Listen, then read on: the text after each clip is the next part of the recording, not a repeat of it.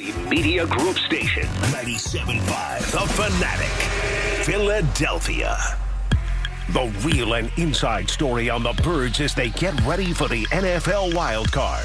The John Kincade Show, 97.5 The Fanatic and 97.5thefanatic.com. So we're going to wake up a week from today and start the show discussing what went down in the final game of Super Wild Card Weekend. God, I hate that name. I don't like the word super. I don't know why. I just don't like the word super. Is just not one of my favorites. You don't like Super Bowl? Yeah, I just don't like the word super. It's just not one of my favorite words.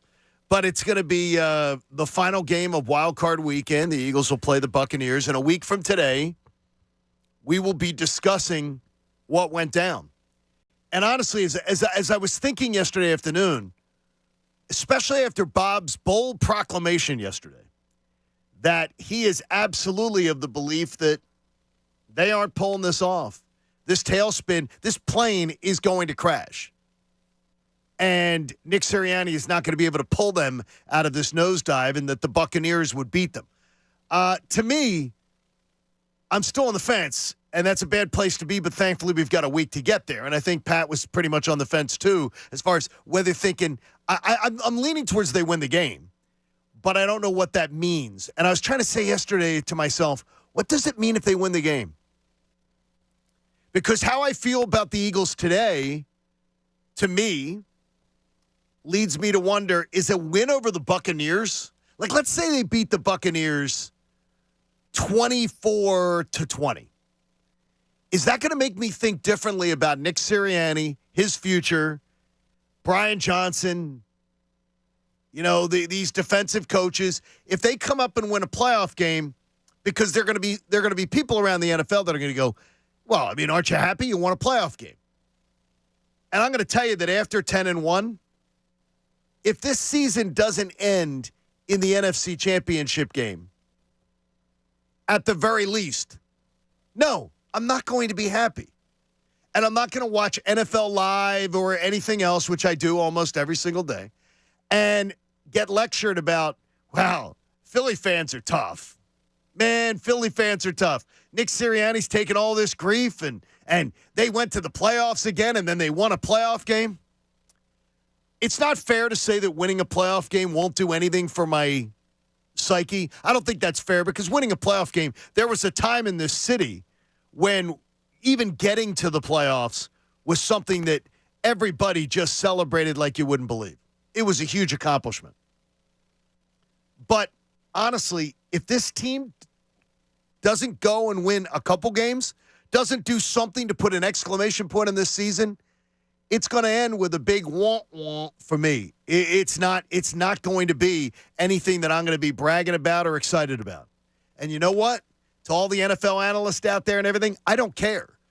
I think I'd be wondering about the future of Nick Sirianni. I'd be wondering about the future of this franchise.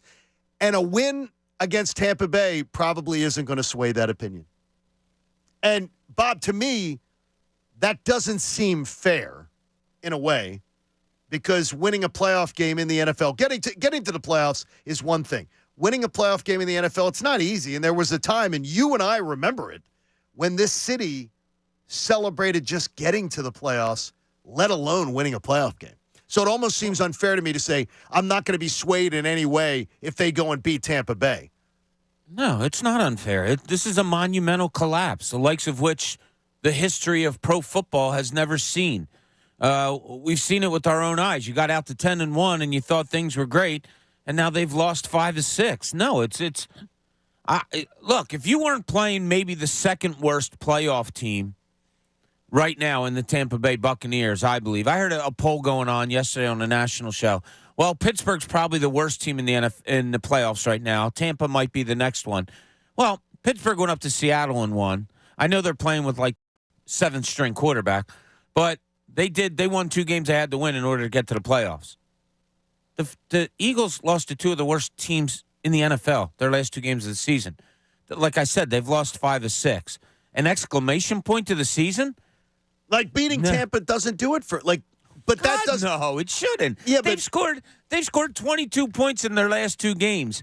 They didn't score a touchdown in a game that they had to win in order to get to the playoffs. They won it with 3 field goals and holding a horrible Carolina team to no points.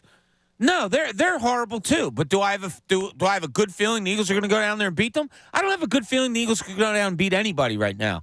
And that's just the honest way I feel. And watching the players' reaction again yesterday when I sadly went back and watched the game and seeing the miscommunications and seeing palms up in the air looking to sidelines saying, what are we doing here?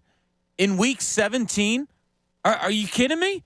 Like the lack of knowledge, togetherness, anything. There is nothing cohesive about this team right now. Absolutely nothing. I think about sometimes, and just out of that idea of like, do you have fairness, that Nick Sirianni's driving in his car and he's going to work. And he switches us on and he listens to us. And I wonder what he would think about a playoff win doesn't matter. Like a playoff win after this collapse won't make any difference in opinion. I would think he'd be like, you know what? Screw you guys.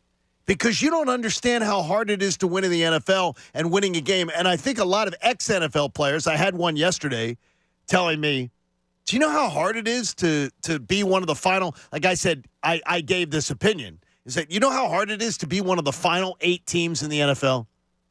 It's a lot.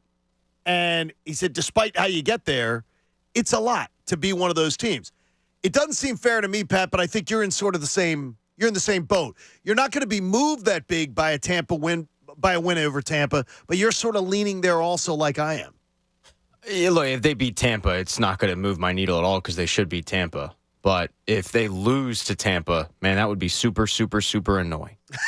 Super annoying. Because it's a super. You're using super very. Yeah. I just want to emphasize how annoying it would be because, as Bob laid out, like that's a team that it could only get 3 field goals against a bad Carolina team. I mean, if there's one team in the playoffs that is like just the worst team currently in the play, it's probably Tampa Bay. He's limping. Baker Mayfield's limping to the sideline. They're a banged up, mediocre black football team. I mean, when you look at the 2 teams that played each other 2 years ago in the playoffs, Eagles and Bucks, they've kind of the roles have kind of reversed and they flipped. And one's lucky to be there. Both times, a team was lucky to be there. The first time was the Eagles. Now it's the Bucks. So yeah, it's not going to move my needle necessarily if you beat a bad Bucks team. But if you lose to a bad Bucks team, then that's when sirens go off, and that's when red flags go up. It's that's more alarming to me, and that causes me to go, okay, maybe it's time for a change. If you put both of these teams on a football field and on talent alone and just said, go out, you guys play a game up to 5 scores, and let's see what happens. And no coaching, nothing, just put the talent out there. My God, this Eagles team should win 5-0. No questions asked. This is how bad this situation is right now, in that I'll put it on coaching. I'll put it on the relationships between coaches and players. I'll put it on, recent play. I don't have that confidence right now. I just don't. I don't think the Eagles go down. I don't think they can beat anybody right now. I haven't seen this defense stop anybody in 3 weeks. I haven't seen this offense look cohesive at all in that amount of time. I see players that look like they don't. I wonder. I really do. I'm sitting home last night watching the championship game and how crisp both teams were. Although Washington was, Michigan did a number on them, but how crisp and well coached they are, and the schemes of blocking and the schemes of how to get to a quarterback, especially Michigan, and the tackling by corners on one-on-one situations, just phenomenal. And I look at it and I go, this is a different brand of football. It doesn't look anything like what we've been witnessing. A different brand of football. And I honestly think that sometimes players are out there and it's like a play's called, whether it's on the offensive or defensive side, and Eagles players are going, oh, my God, this isn't going to work. Why are we doing this?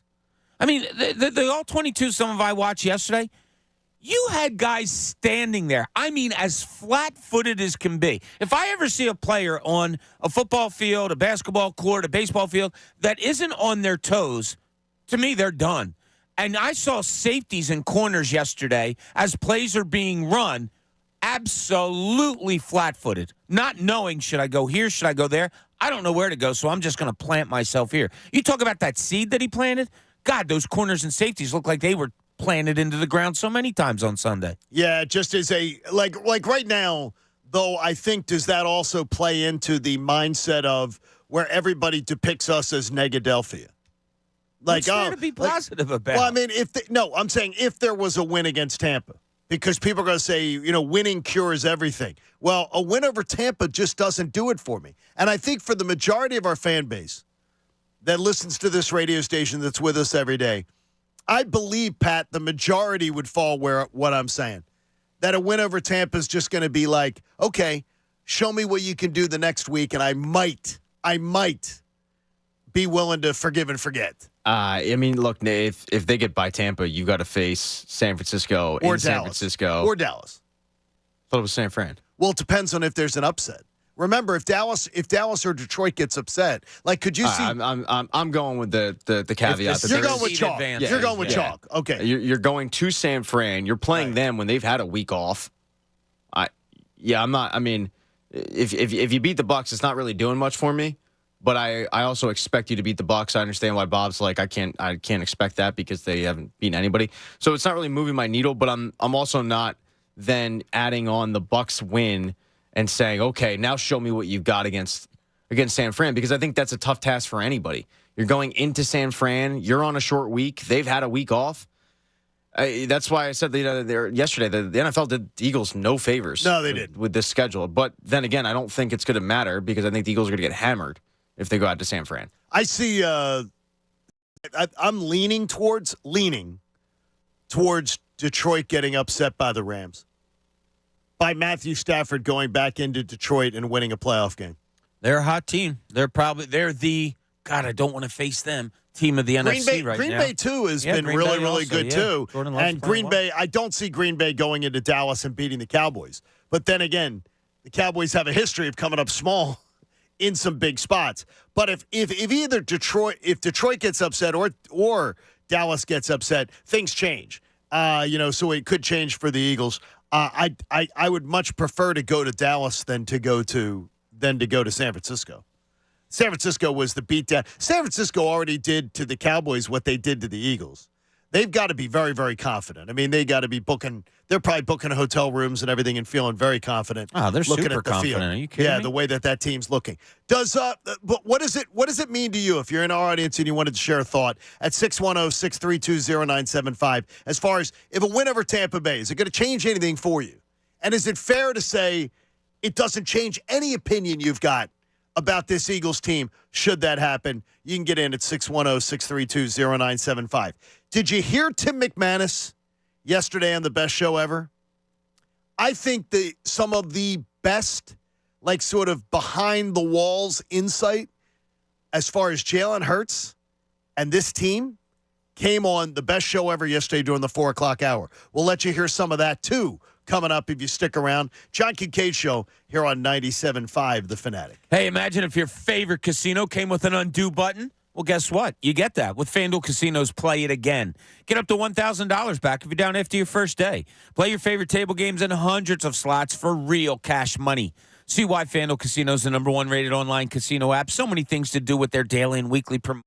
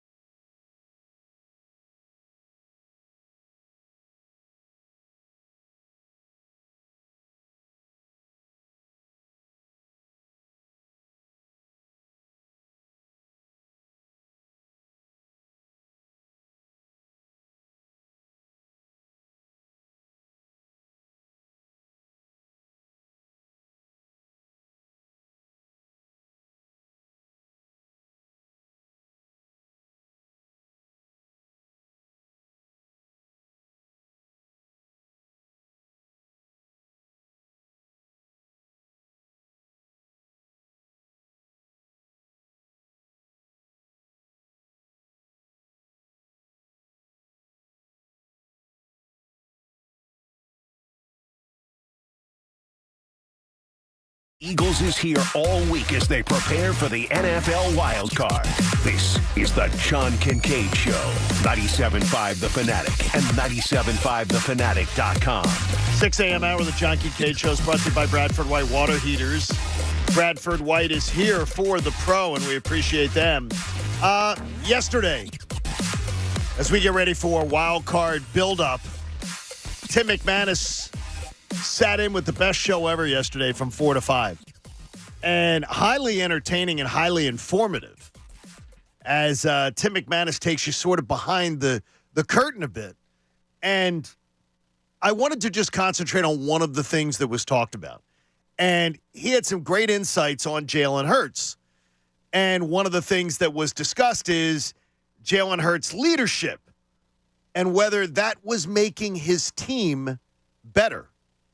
And my first thought is like that San Francisco game. It's almost like it stole their soul. And I feel like a level of panic set in prematurely for this group. And I think when we ultimately look back at the season and what went wrong and look at the decision to demote Sean Desai and put in Matt Patricia, I think that we're going to look at that as a panic move and one that blew up in their faces. And really, Hassan Reddick kind of laid it out this week at his locker stall when he was saying that, some of the struggles have to do with the fact that now you're adjusting to a new defensive play caller who's kind of putting in at least part of a new scheme with some new language and asking us to do different things and doing it on the fly. And, guys, you see it. Like, this defense is just falling apart. Yeah, and falling apart, I think, is a relative term. I mean, it's bad. It's bad what's gone down. That was a different cut than I wanted to play. Jalen Hurts' leadership was called. What did he do to make things better? And did he?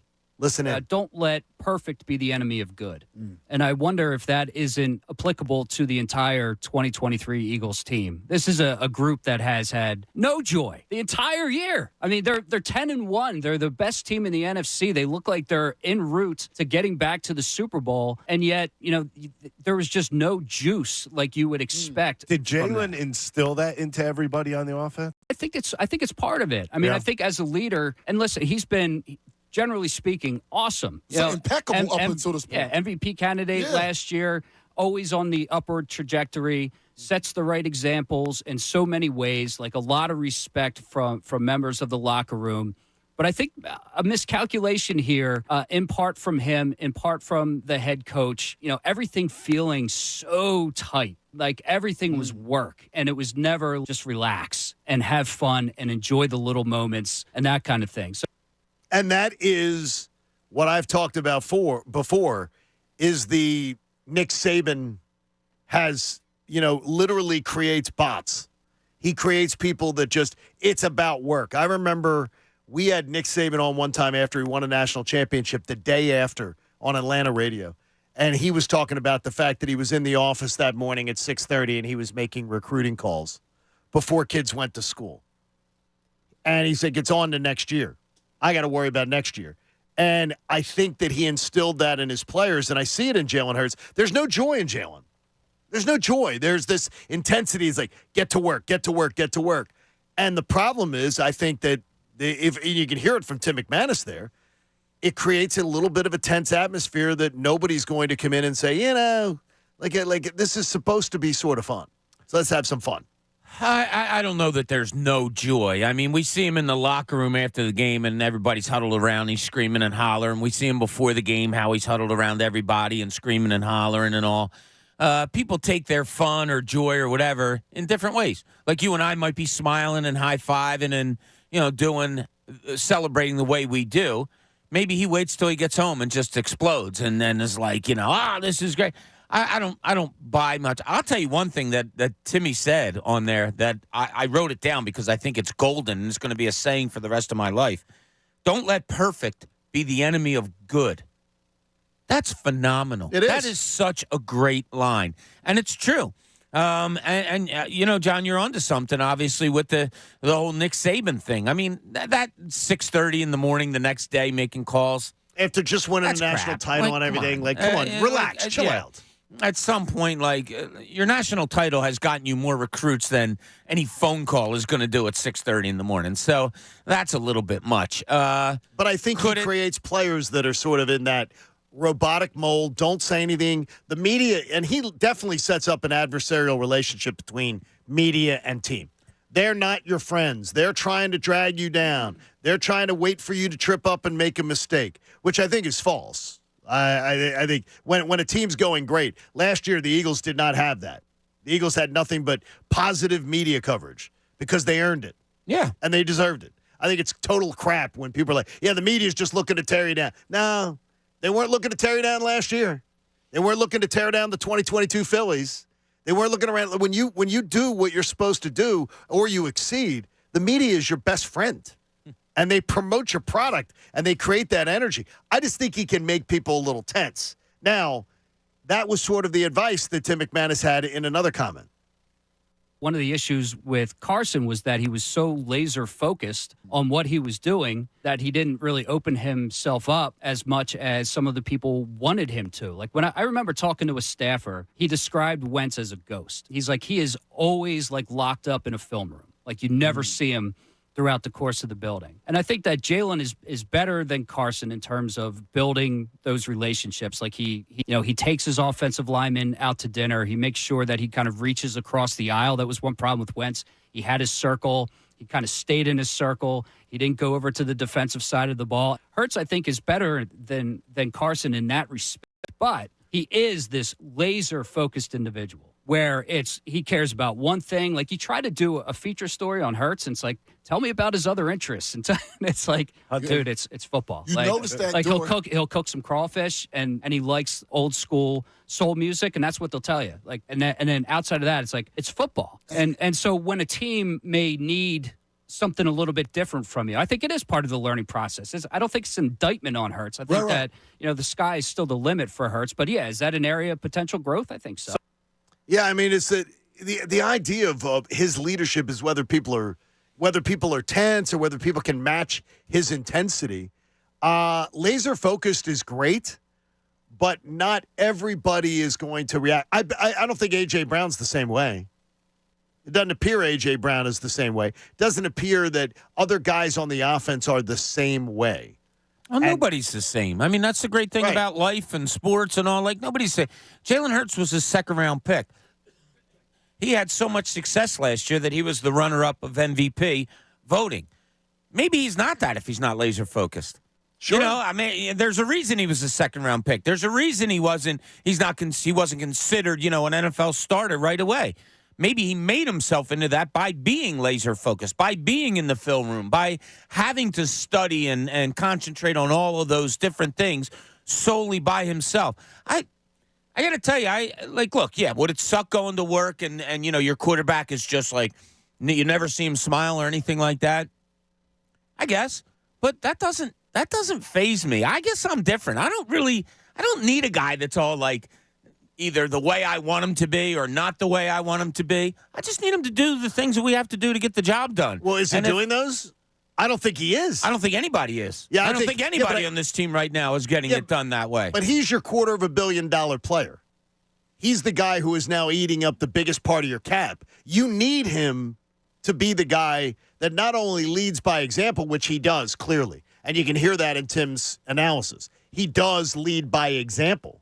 But his performance has been subpar for a guy all of their performances have been. I got you. Yeah. But again, he's the guy you went and paid him and said, we believe in you. We believe you are that MVP caliber type of player. We're going to pay you like an MVP caliber type of player.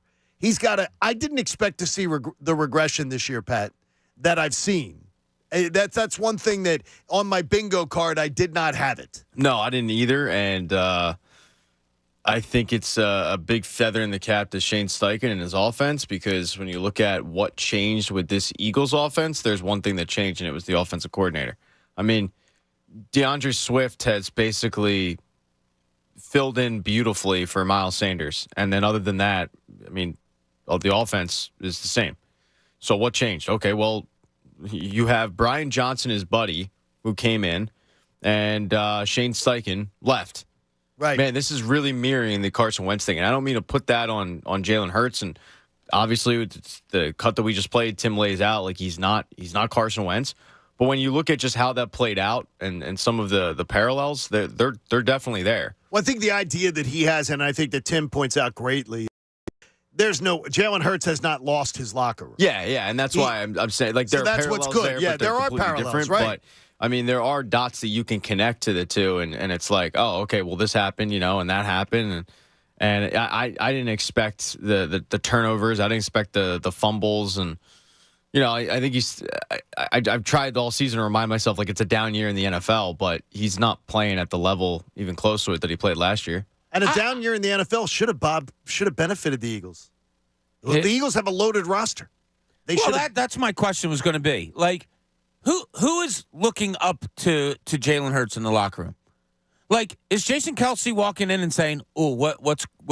I'm looking up to him. What does he do today that I can follow?" Lane Johnson, anybody on that offensive line? Is DeAndre Swift walking in and saying, "I got to follow the lead of the quarterback"? Yeah, you need the quarterback to play well because it's the most important position. And yeah, they've entrusted him to $250 million. But leader, who's following? Okay, but who are the followers? Like, if I'm a professional athlete and you come up to me and you go, "Are you following the lead of Jalen Hurts?" I'd be like, "Screw you, dude! I'm a professional athlete. I'm a leader.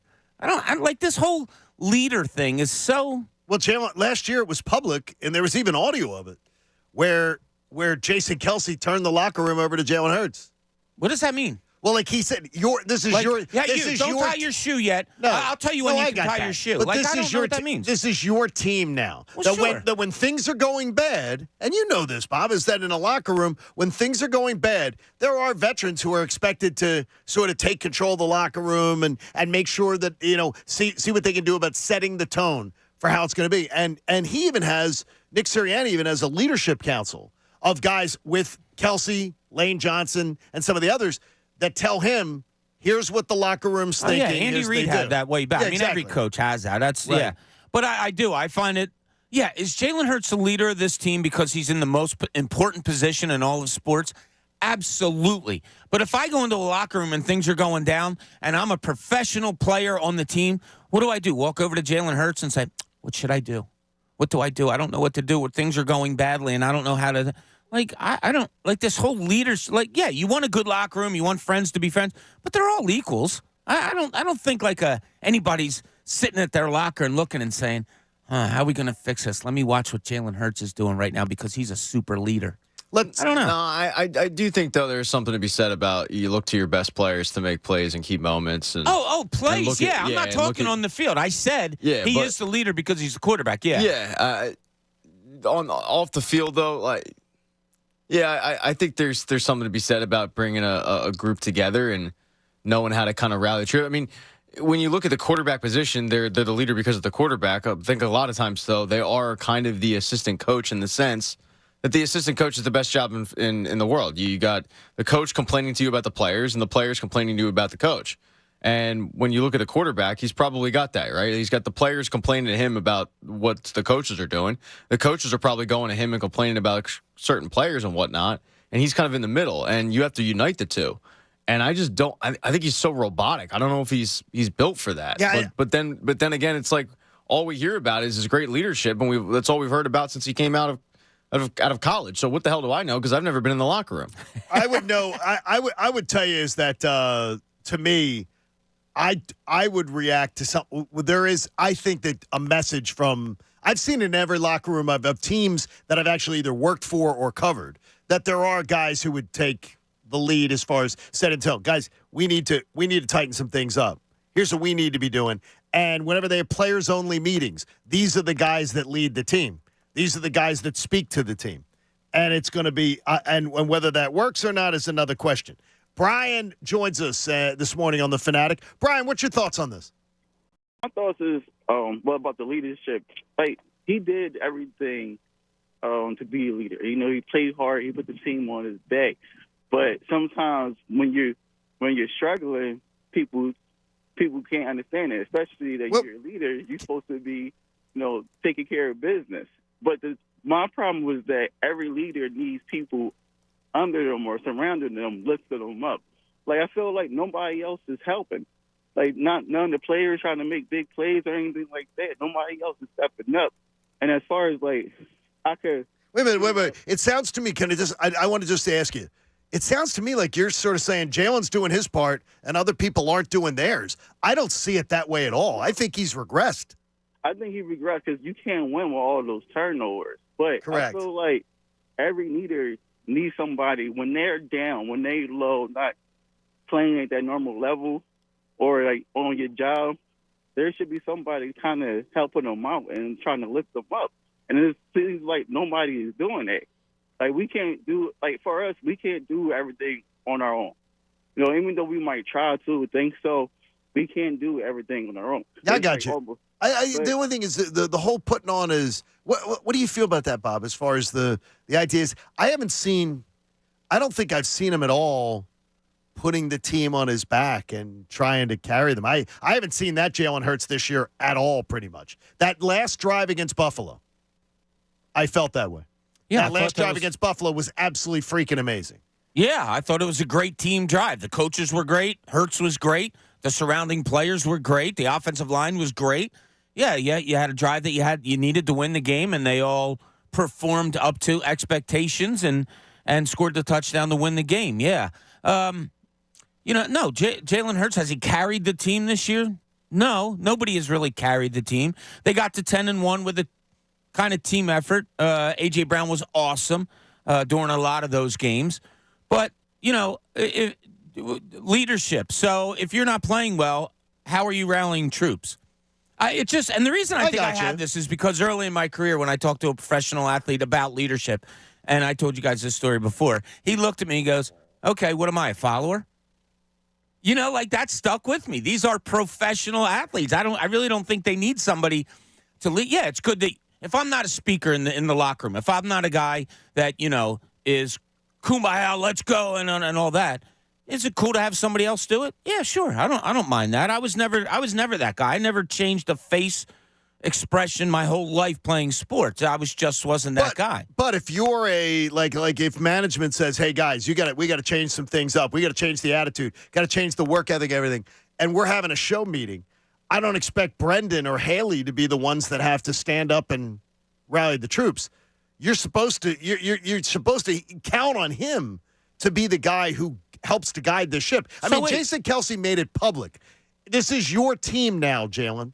This is your team now. So obviously he was the guy that was being the spokesperson, being the front and center guy. This is your team now, Jalen. We need it, and I think it's important. So if a boss comes in and says, we need better work ethic or whatever, first of all, I'm looking at myself.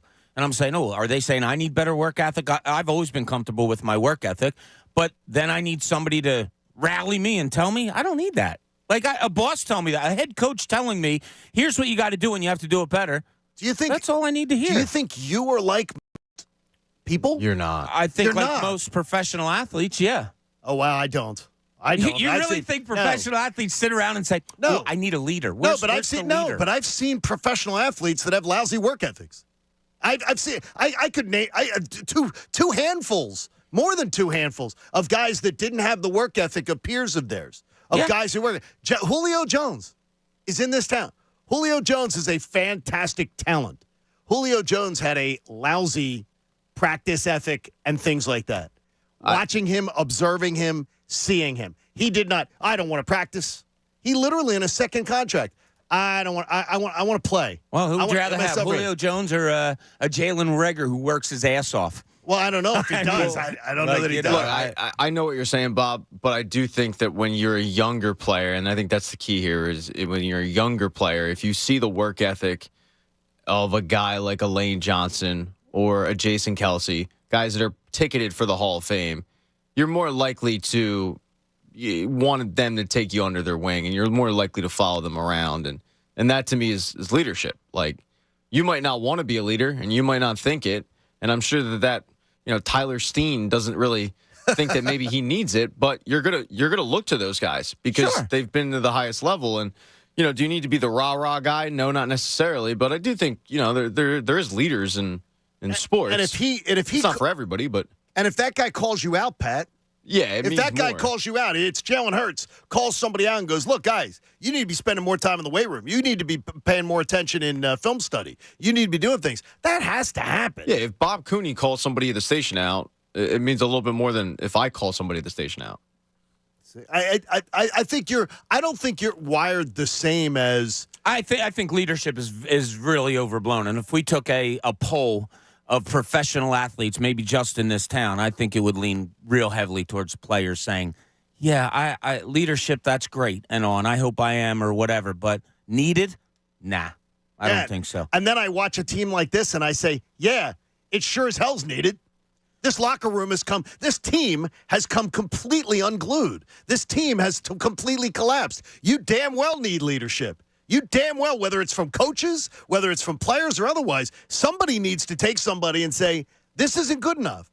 And you're not getting it done. Well, I don't know if they know it, but they're not changing. But they're not we're changing on the outside anything. looking in. You think the feeling that we have watching this Eagles team is horrible, right, John? We get done watching the game and we're pissed off. We're in the middle of the game. Right. We start taking lights off of Christmas trees instead of watching the game. It's 2,000% more with the players, the frustration, the pissed offness. They knew bad things going on with that team weeks before we knew it was going on, so they know it. Somebody has to tell them? Like, you really think a player needs to be told? If I were to pull Lane Johnson, look, or no, Jason Kelsey, you're not calling the right blocking schemes on the blitz. You think he needs somebody to tell him that? Like, they know how bad things are. Yeah, a leader to say, like, come on, guys, we need to pick it up. Okay, that's no crap. Like no crap. We know you need it. I don't. If you're a professional athlete, you got to know these things. You shouldn't have to be told. I love when Bob gets so animated. He's so close to cursing, but he catches himself. I like it. That's my favorite version of Bobby Cooney. All right, let's if you want to talk about this, Frank I know does and some others. 610-632-0975. Plus at the top of the hour, positivity reigns with this Eagles team. I'm going to tell you why, and I'm going to count on you for it. John Kincade Show on 97.5, The Fanatic. I love the BetParks app. I love the fact that they are the official winning partner of the Philadelphia 76ers. Sixers got to get back on the winning track, by the way.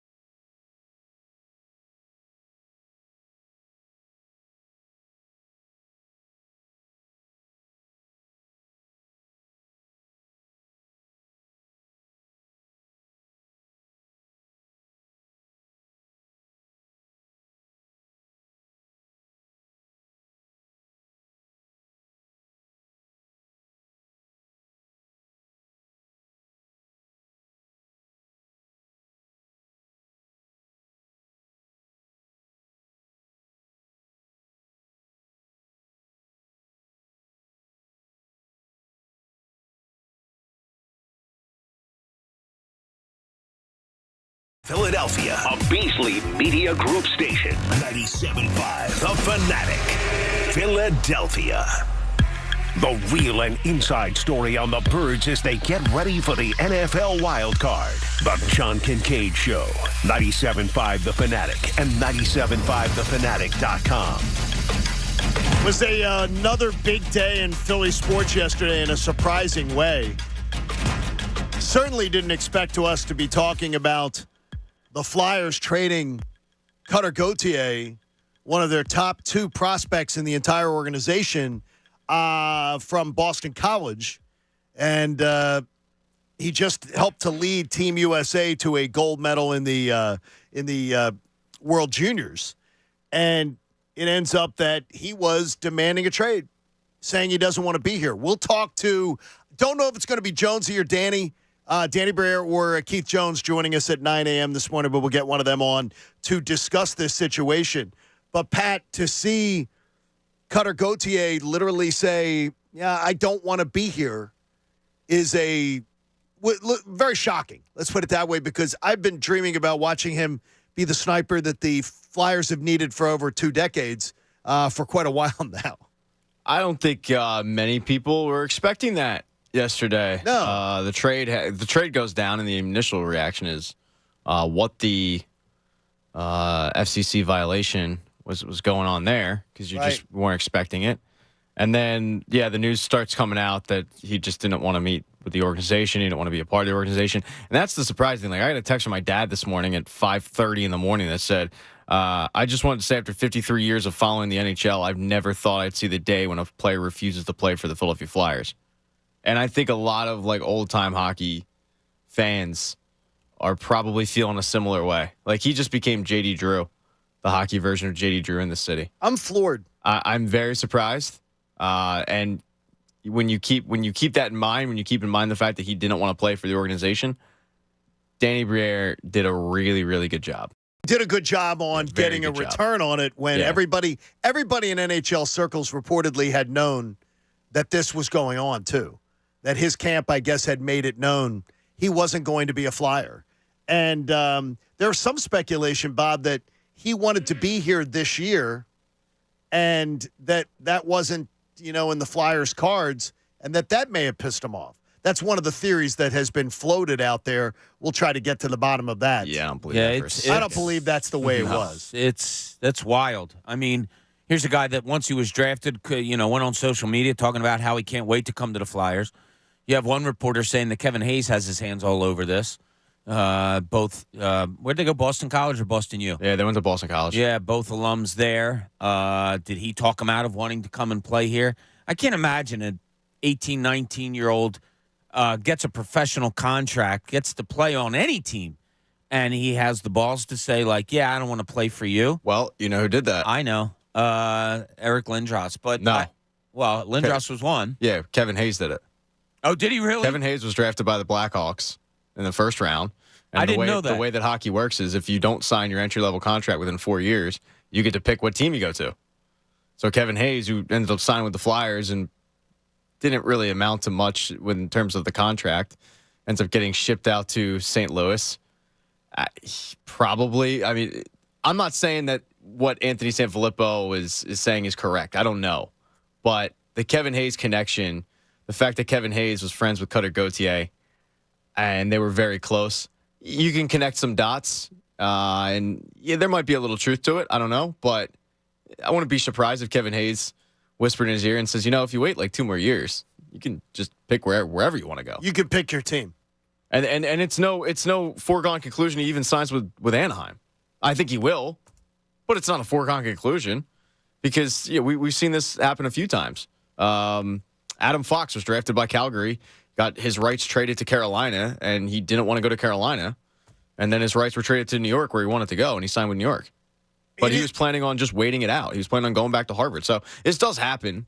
It's not, it's not unheard of. RJ Umberger was another example. RJ Umberger got drafted by Vancouver, and his rights were traded. He ended up signing a free agent contract with the Flyers when his 4 years were up. So it does happen, but with a team like the Flyers, hockey hockey town and an organization that has some pride, it's a little surprising. Yeah, we'll talk to Danny Briere or Keith Jones, whichever is available this morning. We'll get one of them out of bed to join us to discuss this situation. It is a little disappointing, but and not to do a deep dive, but I do like Drysdale. As long as they can, make sure that he gets, he's healthy. He is a top talent. Yeah, he was the 2020 draft. He was thought of as the number one defenseman coming out. He was the second defenseman taken behind Jake Sanderson, but he's really good. He just he's had injury issues, torn labrum. Earlier this year, he had a lower body injury that kept him out of the lineup for a little bit, but he can be a power play quarterback on your power play for sure. Hey, the 7 a.m. hour of the John Kincade Show is brought to you by the all-new Bet Parks app. Sportsbook and casino in one sleek, easy-to-use app. Pennsylvania and New Jersey. Check it on out and get that $1,000 casino bonus back if you have losses in your first 24 hours. You got to check that out. Thanks to the fine people at Bet Parks. I wanted to try to turn this positively a little bit because I refuse to believe everything about the Eagles' 2023 season is negative. Yet most of the discussion has been really bad because the last month has been an abject failure and disaster. Could we identify 10 positives from this season? And I mean legitimate positives, not somebody being a wise ass going, well, the draft pick will be better. Could we identify 10 positive things about this season? Because honestly, if we can't, I think that's a major indictment considering the talent that's on this roster and that this team was a defending NFC champion. I have a few that I think of, and I know listeners will probably have some too, that they might want to share at 610-632-0975. And I'm not talking about wise-ass ones like, well, this will get us rid of Sirianni or something like that. I'm talking about real positives that you could take away from the 2023 season. And I think 10 may be a bit aggressive. That's what I'm trying to figure it out, Bob. I thought 10 may be a little hard. Well, because as the positives you want to list have been negated over the last 6 weeks. It's a full season. You have to look at it as such. You can't look at 11 games and then look at 7 games or 8 or 9, whatever it may wind up being. But that's a whole season. So you can't negate these last 6 games. You can't just look at the first 11 games. So hard for 10? I think it'd be hard for 5, John, in all honesty. Can you think of one off the top of your head that you would say, okay, I can take this away as a positive for 2023? It's hard. It's hard. It doesn't come out of it doesn't just roll off your tongue. No, the first one that kind of came to my mind was the play of the young. Now you're talking about moving forward. Right. The young offensive lineman. Okay. I think Cam Jurgens has played well. I think Landon Dickerson has played very well. Yeah. Those are 2 guys that they're going to have to become foundational pieces with this organization moving forward. So that would probably be my first, the play of the young offensive lineman. That's a good one, and that was on my list as far as some of the young talent. I have one that I believe that Jalen Carter will be a game wrecker. I believe he is going to be a foundational game wrecking piece going forward. Well, that's one that leads to what I kind of said. Through 11 games, absolutely. In this 6-game hiatus that they've had, where's he been? Well, the Matt Patricia thing has certainly changed it. I guess. Whatever's happened, it's changed. Or, again, when you hear that term, and I know you hear it in the NBA, you've talked about it with players in the NBA, that rookie wall, where guys, sort of hit it. And that is a thing. It's talked about. But I think it's hard to find the positives. And I think Jay is going to agree with us. Jay, good morning. You're on The Fanatic. Good morning. How you doing? Good, buddy. Yeah, you're positive. I mean, it's impossible right now to really find any positive. Like, you start off 10-1. I think we're the first team to the 86 Jets to finish with 11 or fewer wins after starting 10-1. And that's with the extra game, too. Yeah, only Miami. I think it's only Miami and the Jets have ever done it. And both of them got blown out in their playoff games.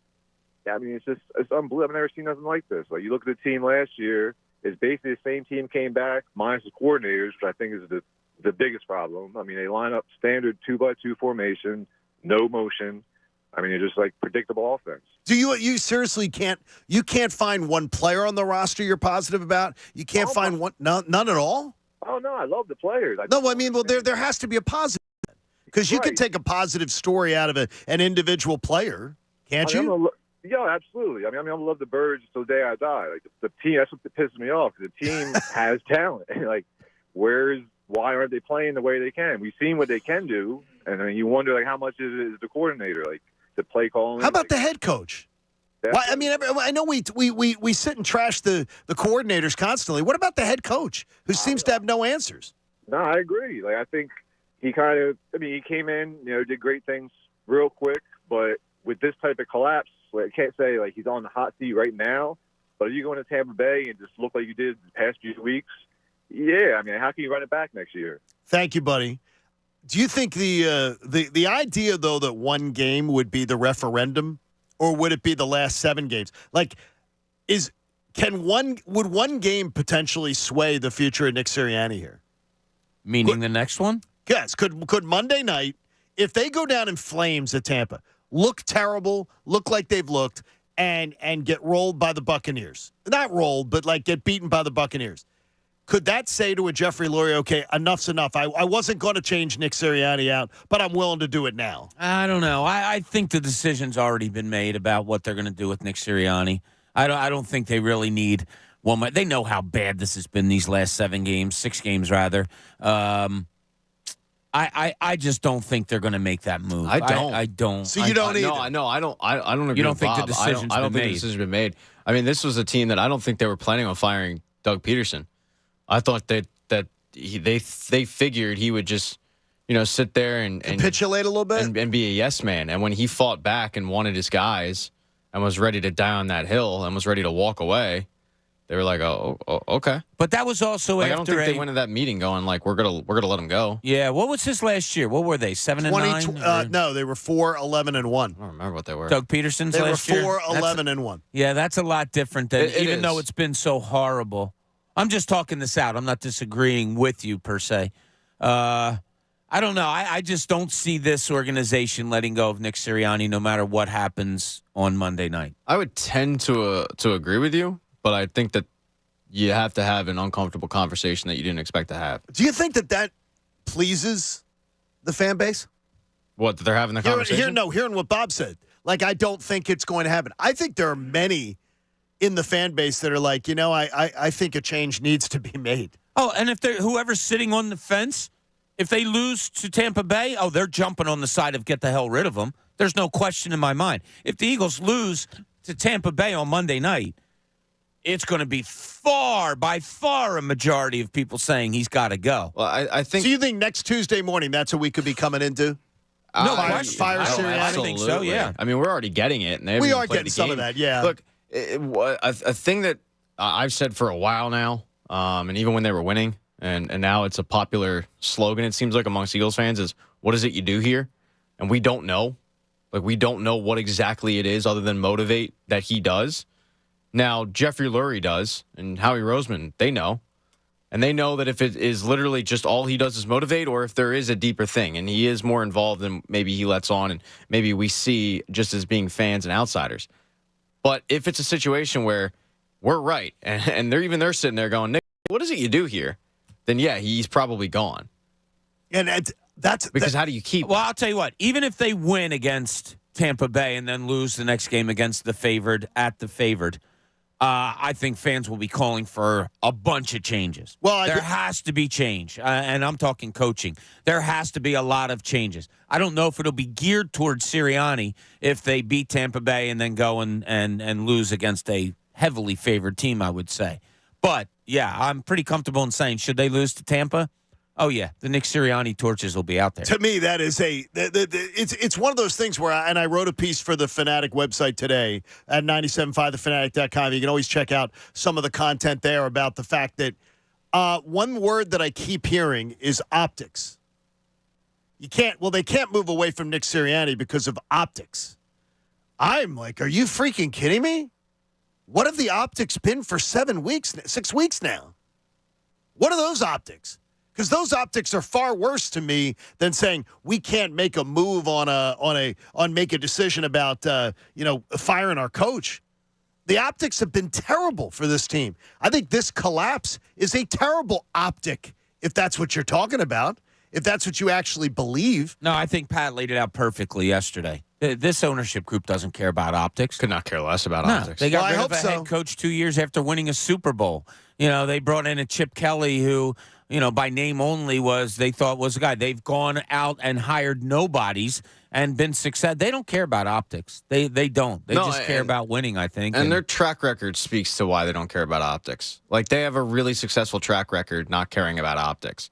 When you look at Andy Reid getting hired, man, that was a pretty damn big success, right? It was a huge success, yes. And then Doug Peterson's Mr. Magoo until all of a sudden he wins a Super Bowl, and that was a pretty big success. And then even Nick Sirianni, that opening press conference, it looked like it was we didn't learn anything from Doug Peterson, and it ends up being a success. So when you look at their most controversial hires, it's been good. Their popular hires, like Chip Kelly, like Ray Rhodes, they didn't work out. But the unpopular ones that have worked out. Did you go Mr. Magoo on us? Yeah.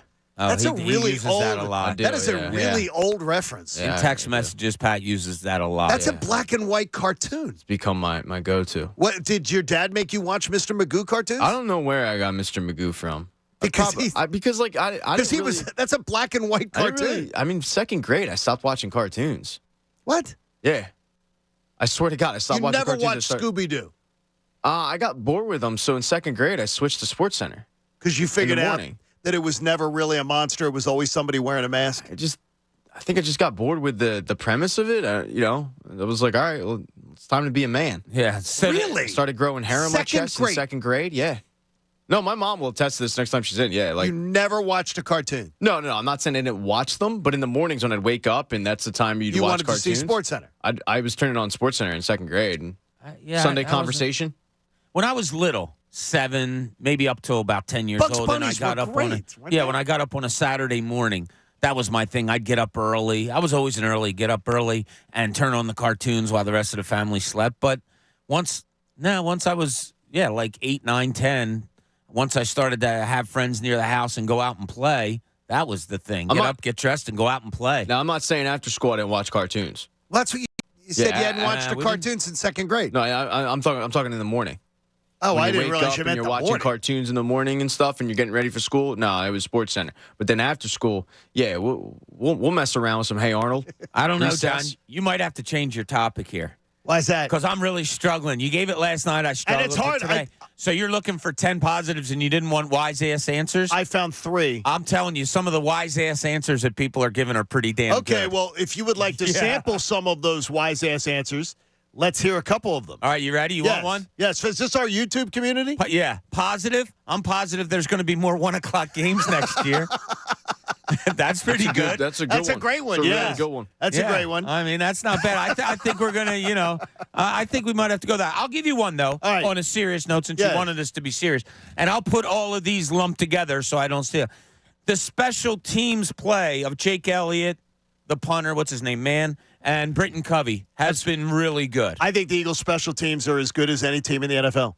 So I'm going to give that. I have that as a positive. Okay. I like that as a positive. I like the 1 o'clock games as being a positive. By the way, I wanted him fired after the Super Bowl. So the special teams has taken a huge turn. Yeah. And this year towards the positive. So I had that in the positive column. I had 3. And I also had that I believe that they have found a piece in Reed Blankenship being a part of this team moving forward. I liked what I saw from Cindy Brown, but I'm sorry. I liked what I saw from Cindy Brown. Cindy Brown, Cindy Brown was one that you can say, all right, that might be a piece moving forward. Man, I'll tell you what. Just one of the pieces of tape I watched from Sunday of Reed Blankenship standing totally flat-footed and not. He was playing a spot. Nobody was in his spot. There was 2 guys to his right that needed to be covered, and he didn't move until a ball was thrown. I think we're over. I don't know. To me, I like the hustle. I like that he's kind of all over the place a little bit, but it reminds me of who was that linebacker that had all the tackles a couple years ago, Pat? Oh, God, Nate Gary? Alex Singleton. Alex Singleton. Yeah. It Let's just kind go of through the reminds litany me of of that. bad linebackers. Yeah. Chris joins us on The Fanatic. Chris, good morning. Morning, guys. How we doing today? We're good to have you on, buddy. Thank you. I appreciate it. Yeah. Just wanted to know, Nick Sirianni at all his press conferences, he says, this is about me. I know all coaches, don't blame their players and all that stuff. But every time he says, this is on me, I got to do a better job play calling, I got to do a better job. Why doesn't anybody respond in that room and say, Nick, if this is all your fault, would you be okay being fired by Howie? You know what I mean? Like, I don't understand why nobody goes at him and says, you're blaming yourself for all this collapse. What would you be okay to be fired at the end of the season? That's got to be in their back pocket, right, Chris? If they come out at the end of the year, Jeffrey Lurie and Howie Roseman, and say, well, it was all laid out there for us because Nick told us every week it's on him, and what was on him the last 7-8 weeks of the season wasn't good, and it was actually horrible. So no, we didn't make really the decision. bad. Nick made the decision for us. Oh, gosh. I mean, too much. Pat was rewatching some of the plays from Sunday, and this person ended up being on his hit list. We'll get to some of that coming up. John Kincade Show here on 97.5, The Fanatic. Got to tell you that Atlantis Block and Concrete is looking to create a jaw-dropping backyard paradise for you. And I know it's January the 9th. And I know you're not thinking about this upcoming summer, but you should be. That 4th of July party, you've always wanted to host it. Well, what if you had that beautiful outdoor area living space, the outdoor kitchen, fire pit, retaining wall?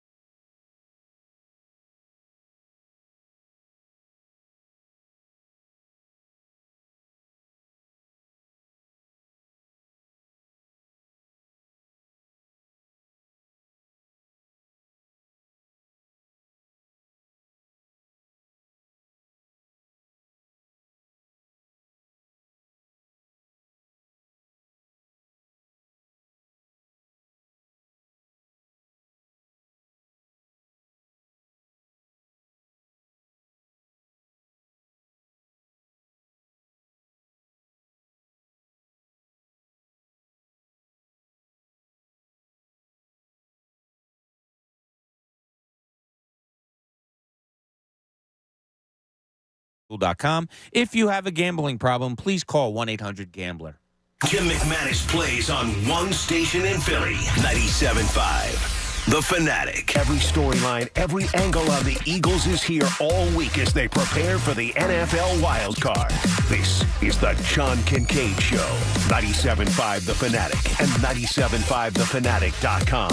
If you heard Nick Sirianni speak yesterday, you didn't really hear what he was saying until you hear Speak for Yourself with Bob Cooney, which comes up in a half hour here on 97.5 The Fanatic, so you want to make sure you are around for that. We appreciate everybody who's been jumping on board, and we've been seeing you spiking up the online traffic, whether it's our great YouTube audience or those who listen daily on the app. Download the app, 97.5 The Fanatic app. Take us with you. Put us on in the office. Put us on when you're at the gym. You can be able to also go to 97.5thefanatic.com. Check out all the digital content and more. Brees wanted to get in on our last topic about the positives. Brees, you got any positives for us? Yeah. Hey, good morning. Mr. Good morning. Kincade. Good morning, everybody. Hey, buddy. I would like to say at least it's the first one I'm going to start off with is the Philadelphia Eagles have finished over 500 3 seasons in a row with Sirianni and Hurts as quarterback head coach combination. The Philly push and the push, yeah. Yeah, that is paramount. That's our best play, and it's so emulated around the league that everyone copies it. By the way, that was my third one. The Eagles are the best short yardage team, arguably, in the history of the NFL. Yes, and then I got two more. Let's see. Okay. The other one is Jalen Carter is a stud. I didn't agree with drafting so early, but, hey, he is a stud. He's more than likely going to win Defensive Rookie of the Year. And I got one more. I just can't remember what it is since I'm on the air. Brees, did good. You did a good job, Brees. I mean, you got one of mine there.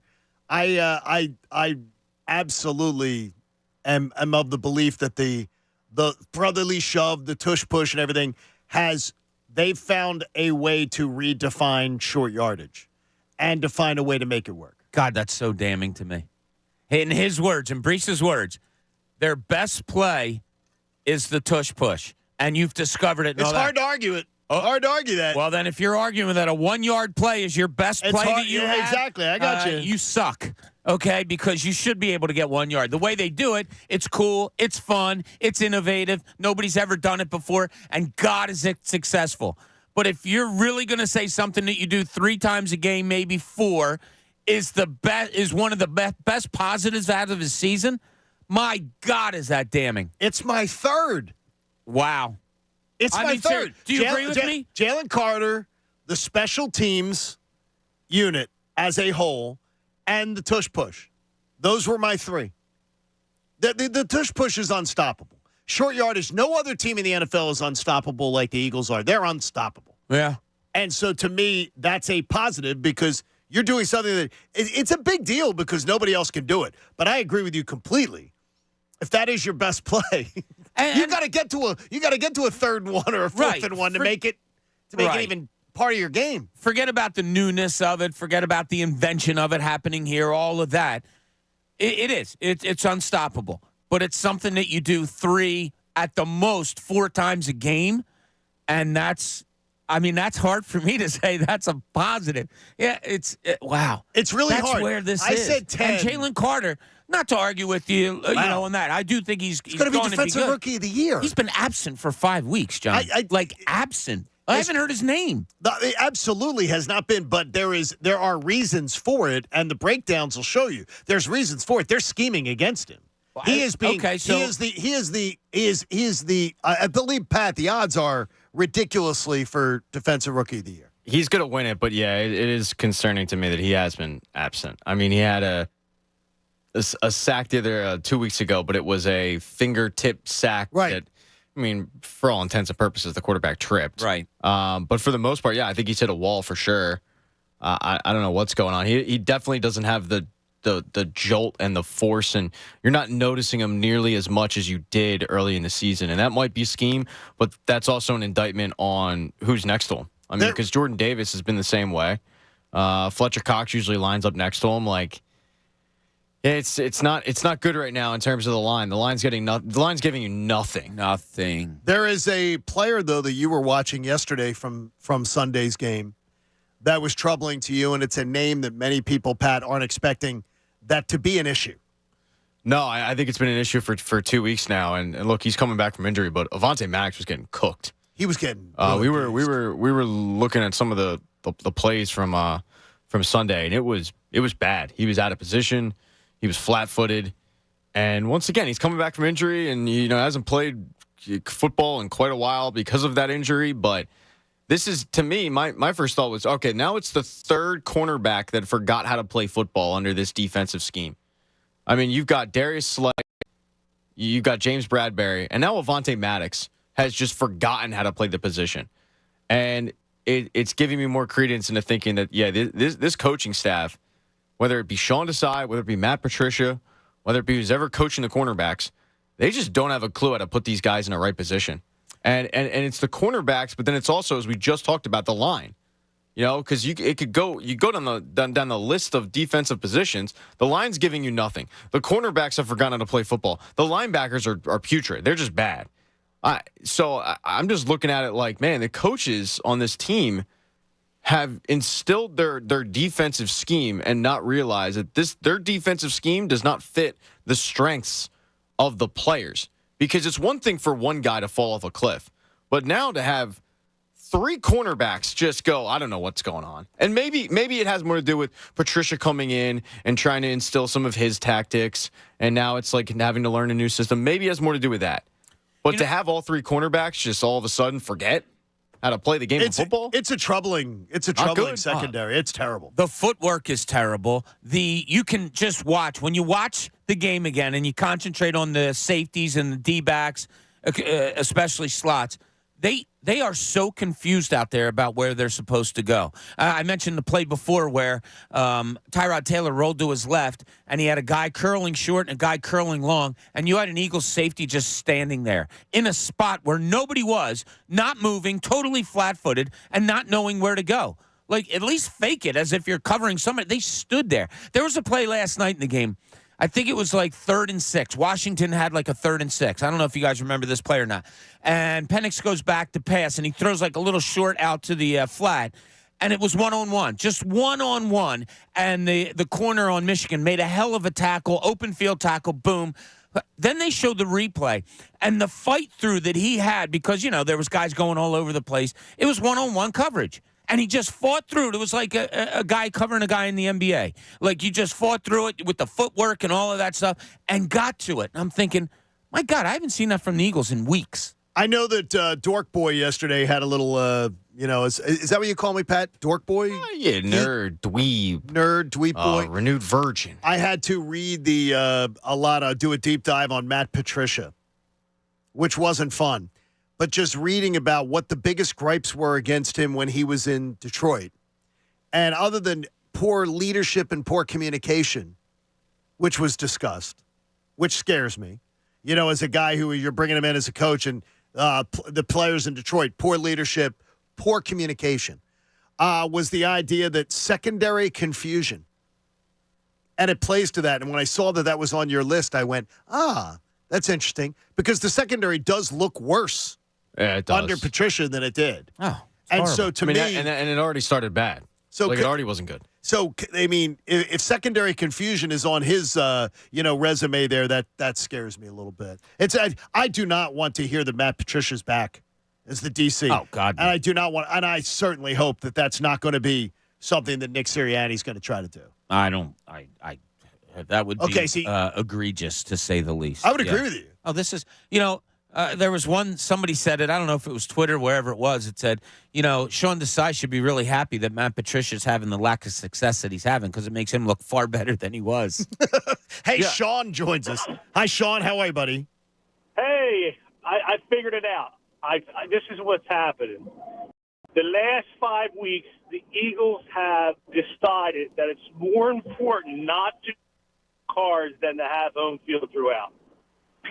The weird thing is, Sean, you say this, and Pat, do we have that sound bite from Dallas Goedert that pulled it. Because I mean, you have to hear. We're gonna get this. I know that Brendan was finding it for us. Okay, good. Let's hear Dallas Goedert talk about what went on down the stretch. I just know everybody in this locker room is ready to go to work for the playoffs, and ever since 4 or 5 weeks ago when we clinched the playoffs, I think everybody's just been waiting for the playoffs. So not something that is a great thing, but I think everybody's going to be ready to go, and I think we're going to show the world what we're capable of. Okay, that's just a dumb thing to me, Sean. That's a dumb thing for me to hear. I'm trying to be funny because I have no other answers. It's like they literally look like a high school secondary where people are wide open. Did you watch that game last night?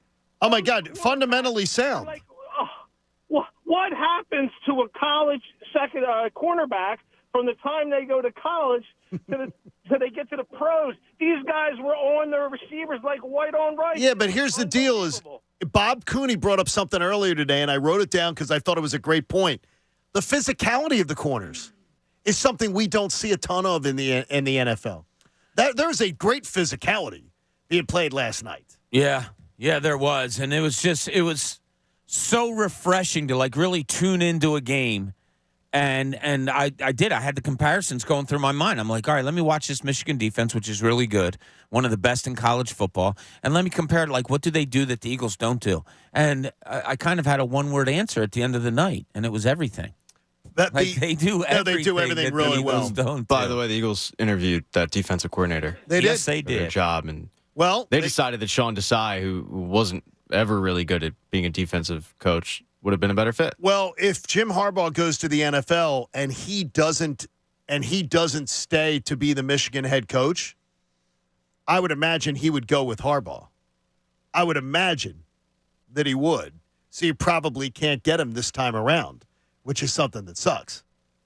Yeah, maybe. I mean, I don't know. If Jim Harbaugh goes to a place that isn't good, obviously, if you're having a new coach, but they have an established defensive coordinator. I don't know. Does he have say to say, no, you're out, and I'm bringing my own guy? I think he's going to have whatever say he wants. Yeah, maybe. I think he's going to the NFL because he cheats too much in college football to stick around. I mean, two suspensions in the same year. I think it's an embarrassment, honestly, for college football. You ain't trying if you ain't cheating, John. The national championship coach was suspended twice for 3 games each time. Well, the NCAA is corrupt? No during way. The year. Tell me more. Whoa. They're corrupt or he's corrupt? Both. Well, I mean, that could be both. Are true. What corruption is it? Are you talking? I mean, they'll sit there. And, I think it sucks as an entity. Yeah. But corrupt? Yeah, I think they're corrupt. Yeah.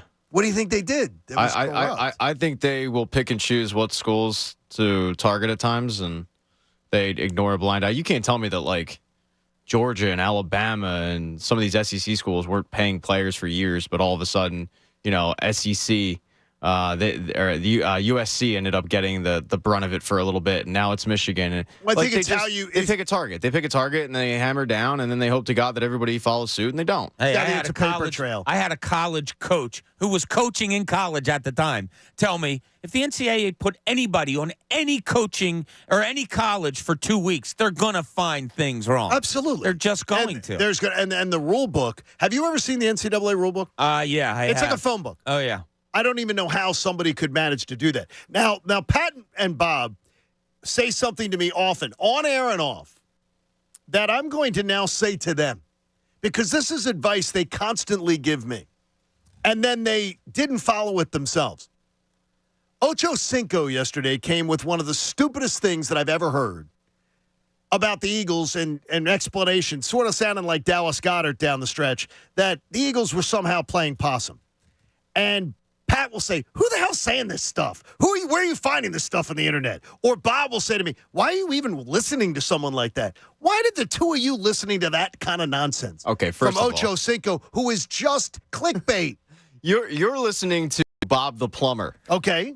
We're listening to a former All-Pro wide receiver who's got a Hall of Fame case. Right, who's a clickbait. Who's trained with Devontae Smith and trained with Quez Watkins. I'm not saying I believe it. He does. He really is enjoying it. I'm not saying I believe it. I'm asking the question of, do you think that there's a sliver of chance that, yes, they did kind of play possum down the stretch? And no. No. That's all I'm asking. I mean, it's I'm just asking a question. It's the most ridiculous premise that I've ever heard from anybody. Shoot it down, King. I'm not going to stop you. That he's going, it's the most ridiculous premise. We don't care about home field advantage. We don't care about having a bye week. We don't care about any of that. All we want to do is look like crap down the stretch, and then we're going to turn it on and we're going to show people what we're about. It's the dumbest thing I've ever heard.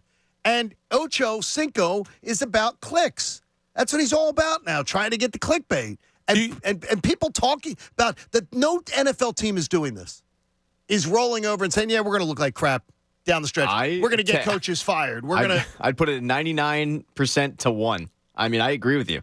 What would be the reason that they would ever do this? I have no idea. That's the thing. I'm just throwing it out there. And Dallas Goedert kind of came out and said the same thing too. And we knew we were in the playoffs, and now that the playoffs are here, you'll really see. Yeah, but they didn't play possum. That's kind of why I brought it up, because for one person to say it's one thing, for a player in the locker room to kind of hinted it as well. I think they were just getting the break speed off of them. I don't think it was, okay, guys, let's have a concentrated effort to go out there and suck. Yeah, Dallas, I think, is playing cover your ass. I think Dallas Goedert is trying to come up with, well, I'm not just going to admit that we look like garbage and we got guys. Now, I do believe there are guys in the locker room who may have said, well, we're already in, and maybe they exhale a little bit. Maybe they got that exhale going, we're not going to blow this. We've got those easy games at the end of the year. Yeah, and I saw somebody analyzing yesterday saying they may have had that attitude all season long. A little bit whether they knew it or not. You know, you lose in the Super Bowl. You're a heavy favorite to go back. You're a heavy favorite, obviously, to win the NFC, both your division and the conference. Do you come in with a kind of attitude of that? It's all tied in. You hear what Chad Johnson said yesterday. You also hear what Hargrave said yesterday about, man, San Francisco, we practice. We didn't practice in Philly. We practiced hard here in San Fran. We didn't really do that in Philadelphia. Nope. So you kind of tie it all together, and you just wonder, all right, what does all this mix really mean? The Eagles do not practice like the Cowboys practice. They don't practice like San Francisco practices. They don't practice like Detroit practices. So the three teams that, the top three seeds in the NFC, the attitude they take about practice, they practice hard. The Eagles practice easy. The Eagles practice soft. So, say you're Dallas, Detroit, San Francisco, and last year you practiced the same way you did this year. You practice hard. Right. And then you watch this team go to the Super Bowl and you say, wow, they take a lot of days off and they go in shells an awful lot. Wouldn't you try to emulate that? None of them Wouldn't change. That be some of it? But they doubled down. I don't know if I'm not going to even pretend to know the practice habits of Detroit, San Fran, or Dallas. All I'm saying is, with a copycat league, which every league is, if you practice your ass off and it came up short and you're watching a team and you say, damn, that's how they do it? They don't really go hard at, in full pads and tackle, and they're in the Super Bowl at 14-3?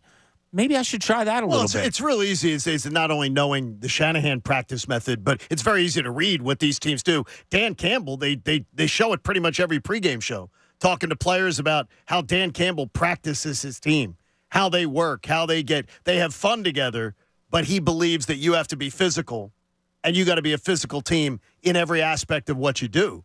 This is a different strategy here. Now, last year it worked. It worked.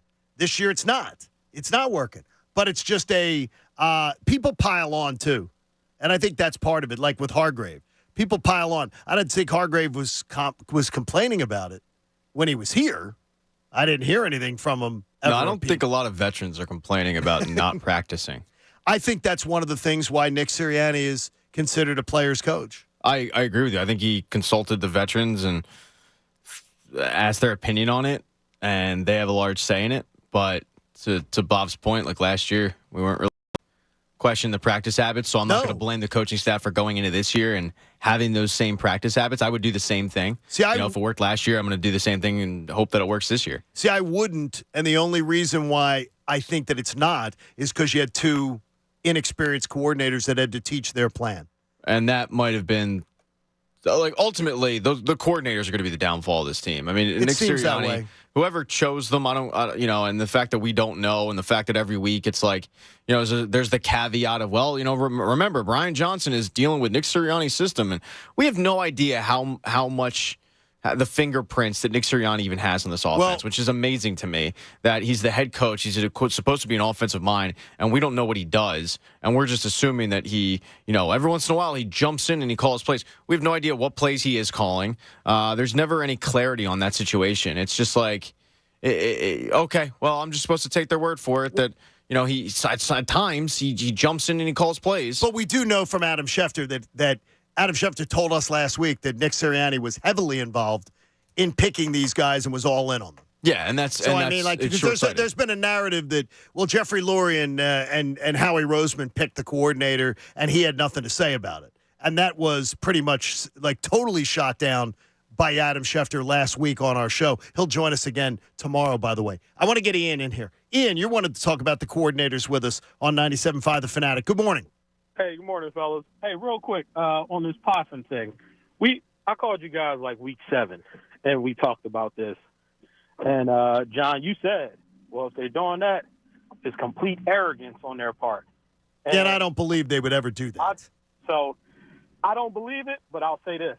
If they go out and they get back to the Super Bowl and beat San Fran, then what? If they come out and start running motion all of a sudden, then we're looking like maybe they were. But to the coordinator thing, remember Sirianni and Denard Wilson, not Denard Robinson. He let Denard Wilson go. Yeah, he let him go. And where is he? In Baltimore. Yep. Their secondary is playing phenomenal. He's working with a buddy of mine, Chuck Smith, who, former Falcon. And Denard is extremely well thought of. Exactly. And they have a great. Let him go. And to me, here's the thing that's a problem with that. Ian, what I've been told is that Denard Wilson was the obvious choice of the players. Right. And whether that was, we want to go a different direction, I'm not sure. But Denard Wilson was a popular guy, and now he's a popular guy in the Baltimore Ravens locker room, helping them be dominant. Those Ravens they look amazing.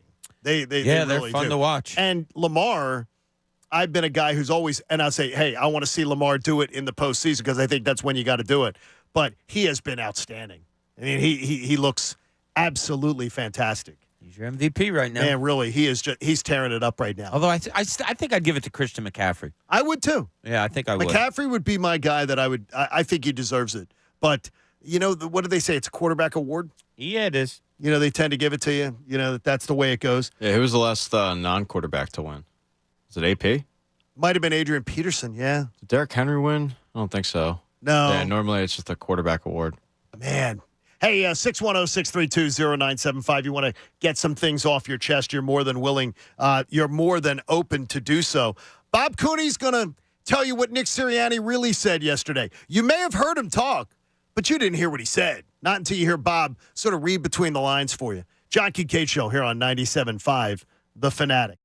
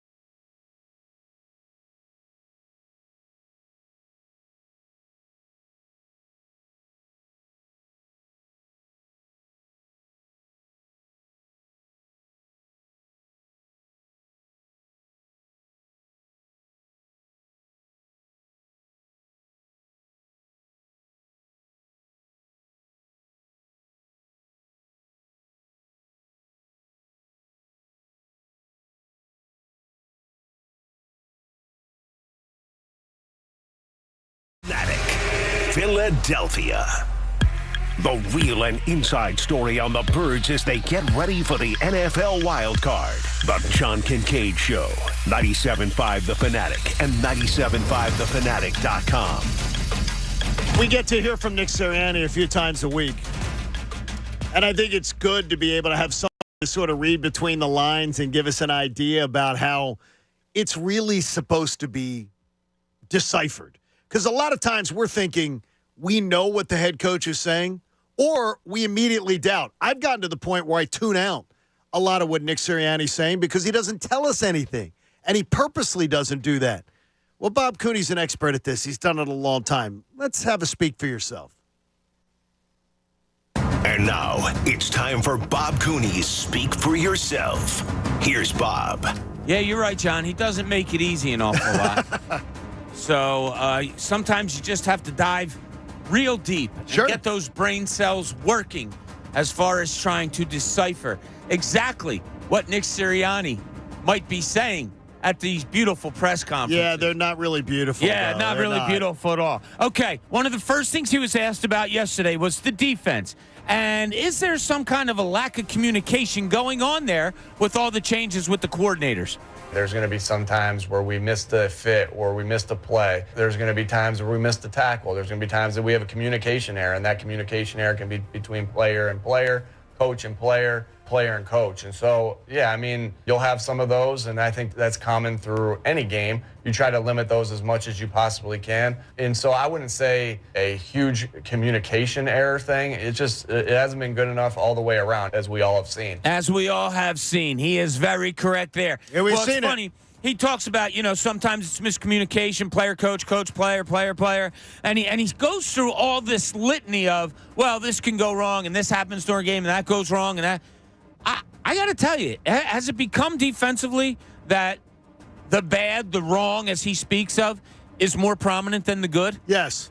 I mean, I'm not kidding. I think it is. I don't think it's being unfair. No, like last night I'm watching that Michigan team play. They had so much more good going on defensively than the limited mistakes that you'll see here and there.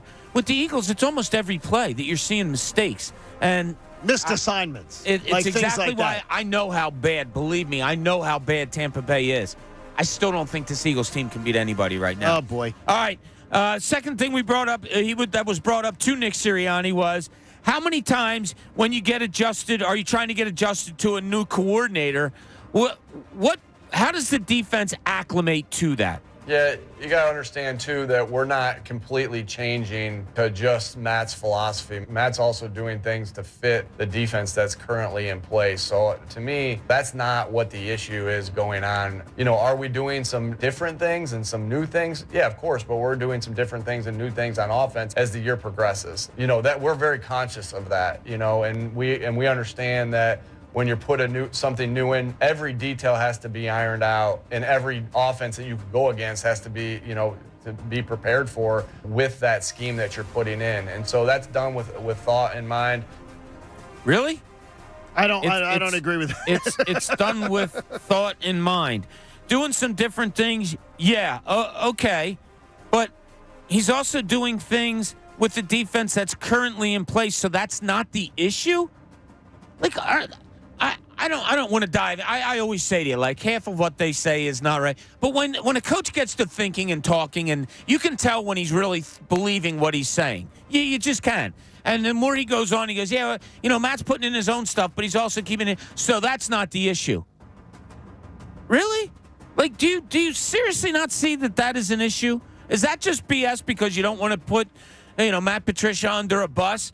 Maybe, but in that part of the interview session yesterday, it seemed to me he was going on and on and on. And you can kind of tell, at least my trained ear, I think I can tell, when they're starting to talk what they really believe. I think he really believes that. I think he really believes that Matt Patricia's putting in place what we already have, but he's also putting his own spin on it. So that's not the issue. Well, that's a scary thought. First two plays of the game, you dropped Hassan Reddick back into coverage. If you don't think that's an issue, woo! Okay, third question he was asked that I wanted to bring up here was, how difficult has it been to be a coach while you're going through a stretch like this?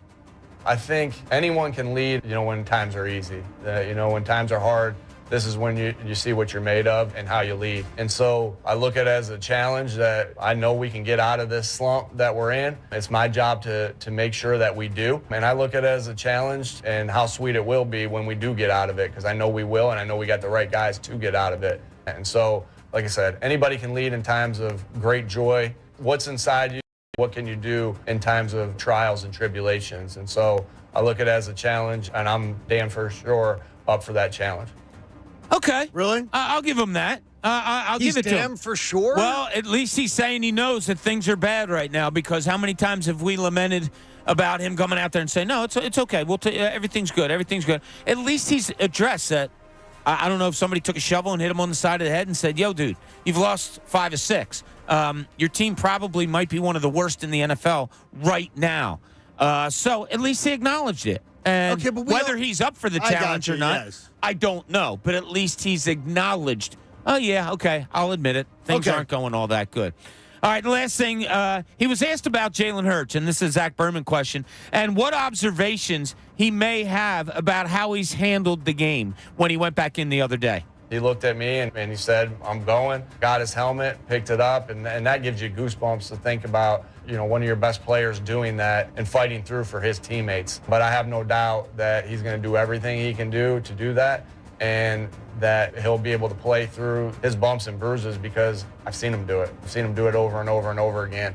And I can't say enough for how tough he is, and he'll do everything he can do to play at a high level this Monday night. We didn't really talk about this much yesterday, and maybe we should have, and I didn't really hear it on the other shows, but I was running around yesterday, so I didn't get to listen as much as I like.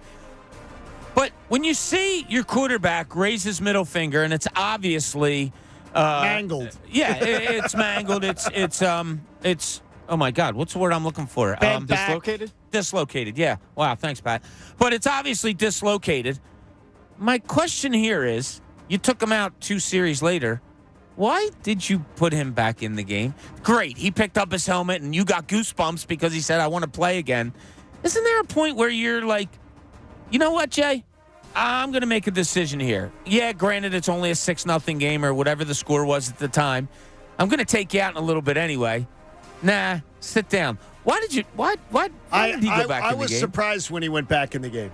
Yeah. But it was, again, he said it is maybe at that point you said to yourself, well, it's still a 2-score game, a turnover. Yeah, but only he had in his mind. I got you. That he was going to take him out. No, I got you, but it's the idea is 2-score game. Yeah. Maybe we could. And you're trying to find there's a crazy something. turnover, even though they knew the game didn't mean anything at that point. So that probably doesn't hold true. Yeah, so maybe that's why we didn't talk about it, because none of us really thought it at the time. And was Dallas won so easily? We've all seen dislocations. Some of us have done it to our own fingers and different joints and stuff like that. And a lot of times you can just pop it back into place, and it's sore as hell. But I wonder if we should have talked about that a little bit more, that he was putting his quarterback after getting hurt again in harm's way. Oh, yes. Yeah, I don't know. He did put it on. He did put him in harm's way. Well, it's good to hear that he got goosebumps, though, when Jalen Hurts picked up his helmet and, he toughed through a dislocated finger. Yeah. Yeah, you never I'm did cringing. That. No, I'm cringing. Oh, I have. Oh, no, I have. I told you, I dislocated my thumb, and it was going in an opposite direction. It was terrible. And I swear it's never felt the same. Yeah. It's never, ever felt the same. I still have a bone out of whack. Oh, that is really odd. That is really odd looking. I got the worst injury, I've been on the court when guys tore ACLs and all that, but you can't really see it. One of the worst injuries I ever saw was a kid I was playing against. I don't know if I was playing against, but he went down and his kneecap went up into his thigh. Oh, my gosh. Yeah, that was a wild one. I've never seen anything like that before. What happened? What happened to him? I know the team. I know who it was. I know they took him off the court. It was high school, so you didn't get an injury update, John. You know what I mean? Some guy, Pat. There's some guy walking around in South Jersey right now. Yeah, and he's got a bump in his mid-thigh. Dude, I wish you didn't say that. Oh, that's terrible. My eyes. Just thinking about that just gave me the cringes. Yeah, that's just thinking about that is just. All right, you get it fixed and you go back. No, it's not all right, dude. These things happen. No, you don't have to say that. Wow, I don't like that. Oh my gosh. No, it's like I can. It's one of those things I feel like I can feel. Yes, that's bad. Yeah. That is really bad. That was a bad one, Bob. You didn't do us any Sorry. favors. Apologize. Yeah, exactly. Just don't Anyway, talk that for the was next Nick 2 hours. Sirianni talking to everybody yesterday. That was Bob Cooney just giving you something to cringe Dr. on. Bob. Or better or worse. Old Holy Dr. Bob over there. moly. Oh, lordy. Lordy, lordy. We appreciate you being a part of the John Kincade Show and listening as long as you do. It is greatly appreciated as you are a part of the show. You remember how the last playoff trip went in Tampa? Todd Bowles and his staff famously mocking Jalen Hurts where they could pick it up on the sideline, the sideline microphones. Last year, it looked like that event changed him. In fact, Jalen Hurts spoke of it on a few occasions of how that performance in Tampa drove him to what was a pretty much an MVP season last year. I think we all agree that if he doesn't get injured against the Bears, that he would have been the MVP last year. He would have beaten out Patrick Mahomes. This year, we see regression. I think it's sort of ironic that he goes back to the scene of the crime, the place where what drove him to an MVP season, he gets a chance to have like a do-over on a playoff stage. This time as the favorite, this time as a guy who is far more accomplished, and to get to show Todd Bowles and his staff, yeah, I'm ready for the challenge. I'm ready for it. Yeah, I mean this Buccaneers defense has been playing pretty good lately. Oh yeah, they're 10th in the NFL, I believe, overall. Yeah, you had a shutout against the Panthers last week, horrible Panthers team, but then you only give up 13 to the Saints or 23 to the Saints the week before, and then a succession of 12, 20, 25, 18, 20. Like, they're playing pretty good defense. So it's got to be what they rely on right now with Baker Mayfield, not fully healthy. Them only scoring 9 points last week in a game that they had to have to go to the playoffs, only being able to get 3 field goals.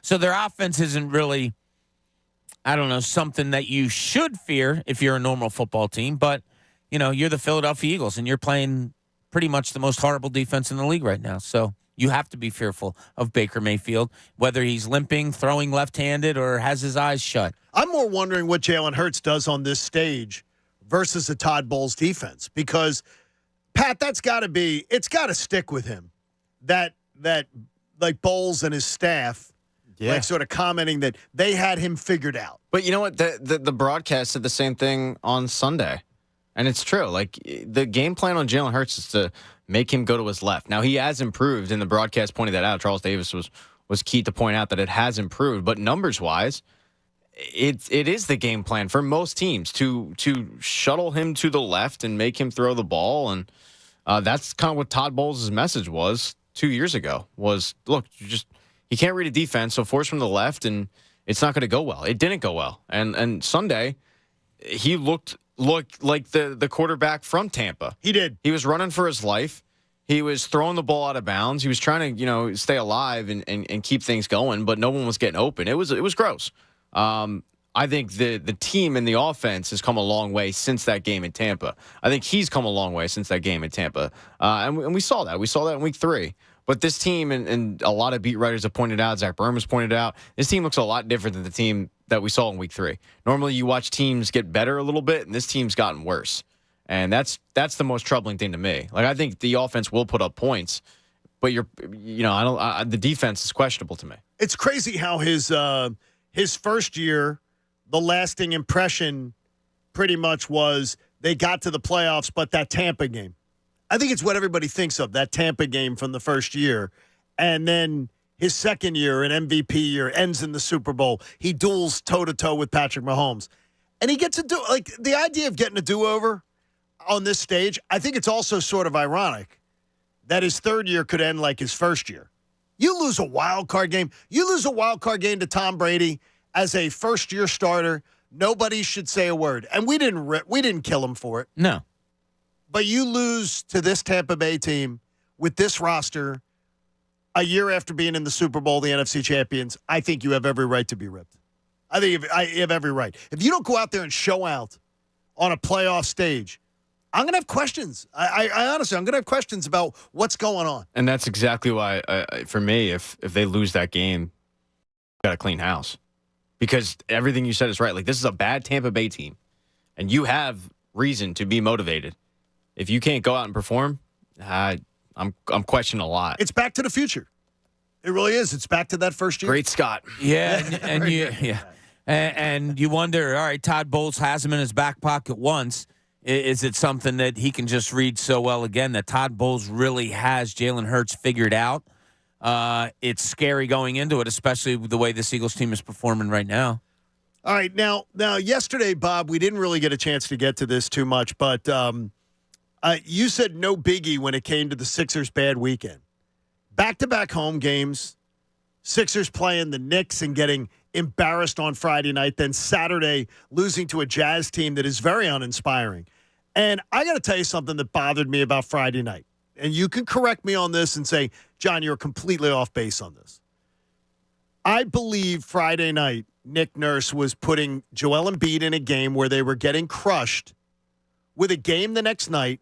He is limping on the court. He did something to tweak that ankle. I think it was late in the first quarter, early in the second quarter. And I believe he kept Joel Embiid in the game to get his 30-point streak. I'm convinced that's the only reason I could think about it. He was limping. And the game was out of control. And you have a game the next night, and you end up having to sit him the next night. Yeah, I didn't. Yeah, I'm not for all that. I don't care about streaks. Do you believe that's a conspiracy theory?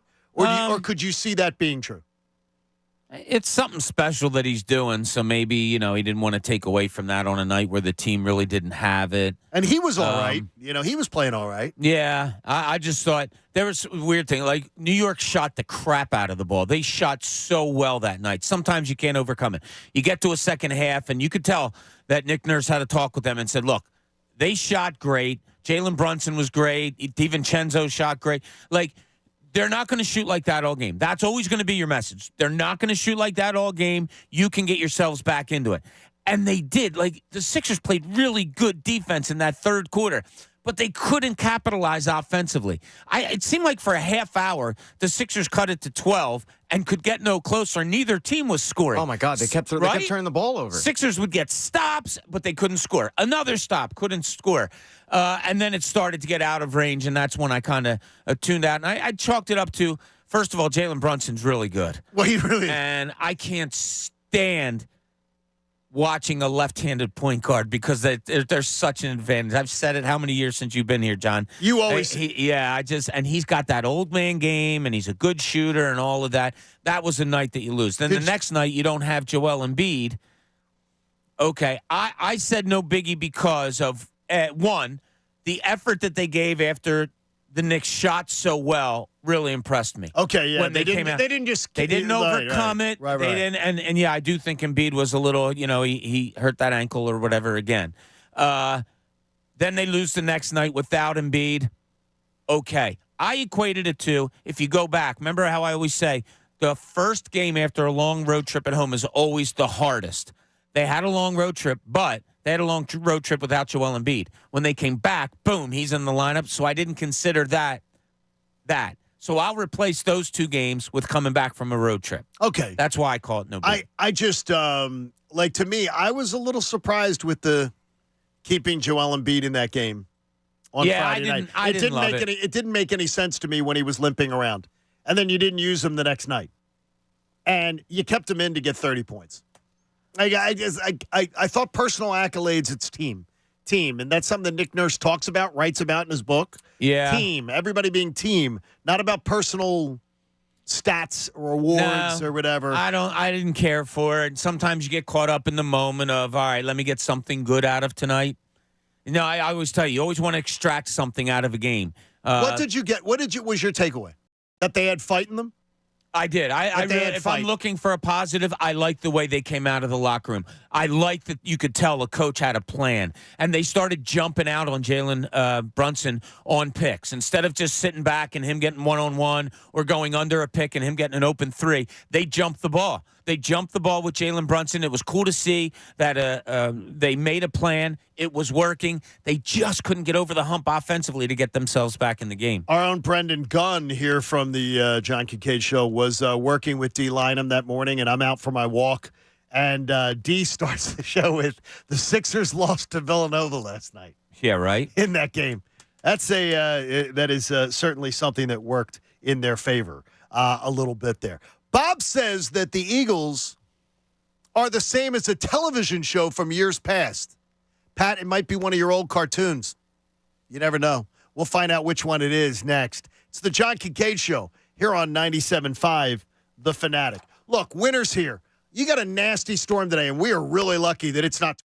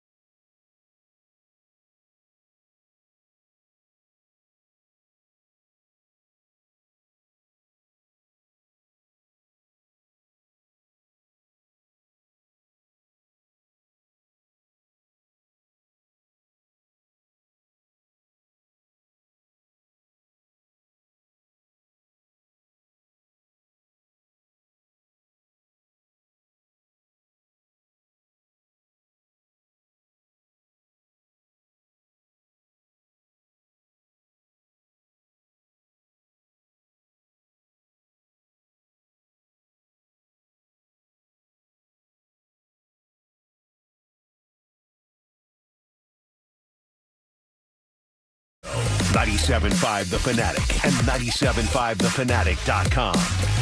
Tim McManus will tell you why if you think somebody quit, it's not probably appropriate around this Philadelphia Eagles team. You'll hear that yesterday from the best show ever. It was really entertaining stuff. Great to hear that. John Kincade Show on 97.5 The Fanatic. Timmy's my kind of reporter. What is it about Tim that you like so much? Just like a lot of guys in this city, it's just straightforward. Has a good eye and ear for things, and just oftentimes what you hear from him is exactly what's going on. And sometimes it's raises your eyebrows, make your jaw drop a little bit, but Tim's usually spot on. I think you get a little bit more too when Tim comes on to do an interview, and I hear you guys have Tim on the pregame show. Tim has an opinion when asked, but when he's doing his job, he's a reporter. And I think that's what I admire the most is I never hear opinion in his work unless he's writing like a column on something or story. And to me, I think that that's something that I really admire because I think that would be the hardest part of doing the job you used to do and the job he does is reporter and columnist are two different jobs. Sure. And sometimes now reporters become opinionators. And the line gets a little blurry. Yeah, you have to know exactly what the line is, exactly where you're going with things, and it's fun sometimes to take off the jacket of reporter and being able to express your own opinions. That's why it was so much fun when I was on the beat.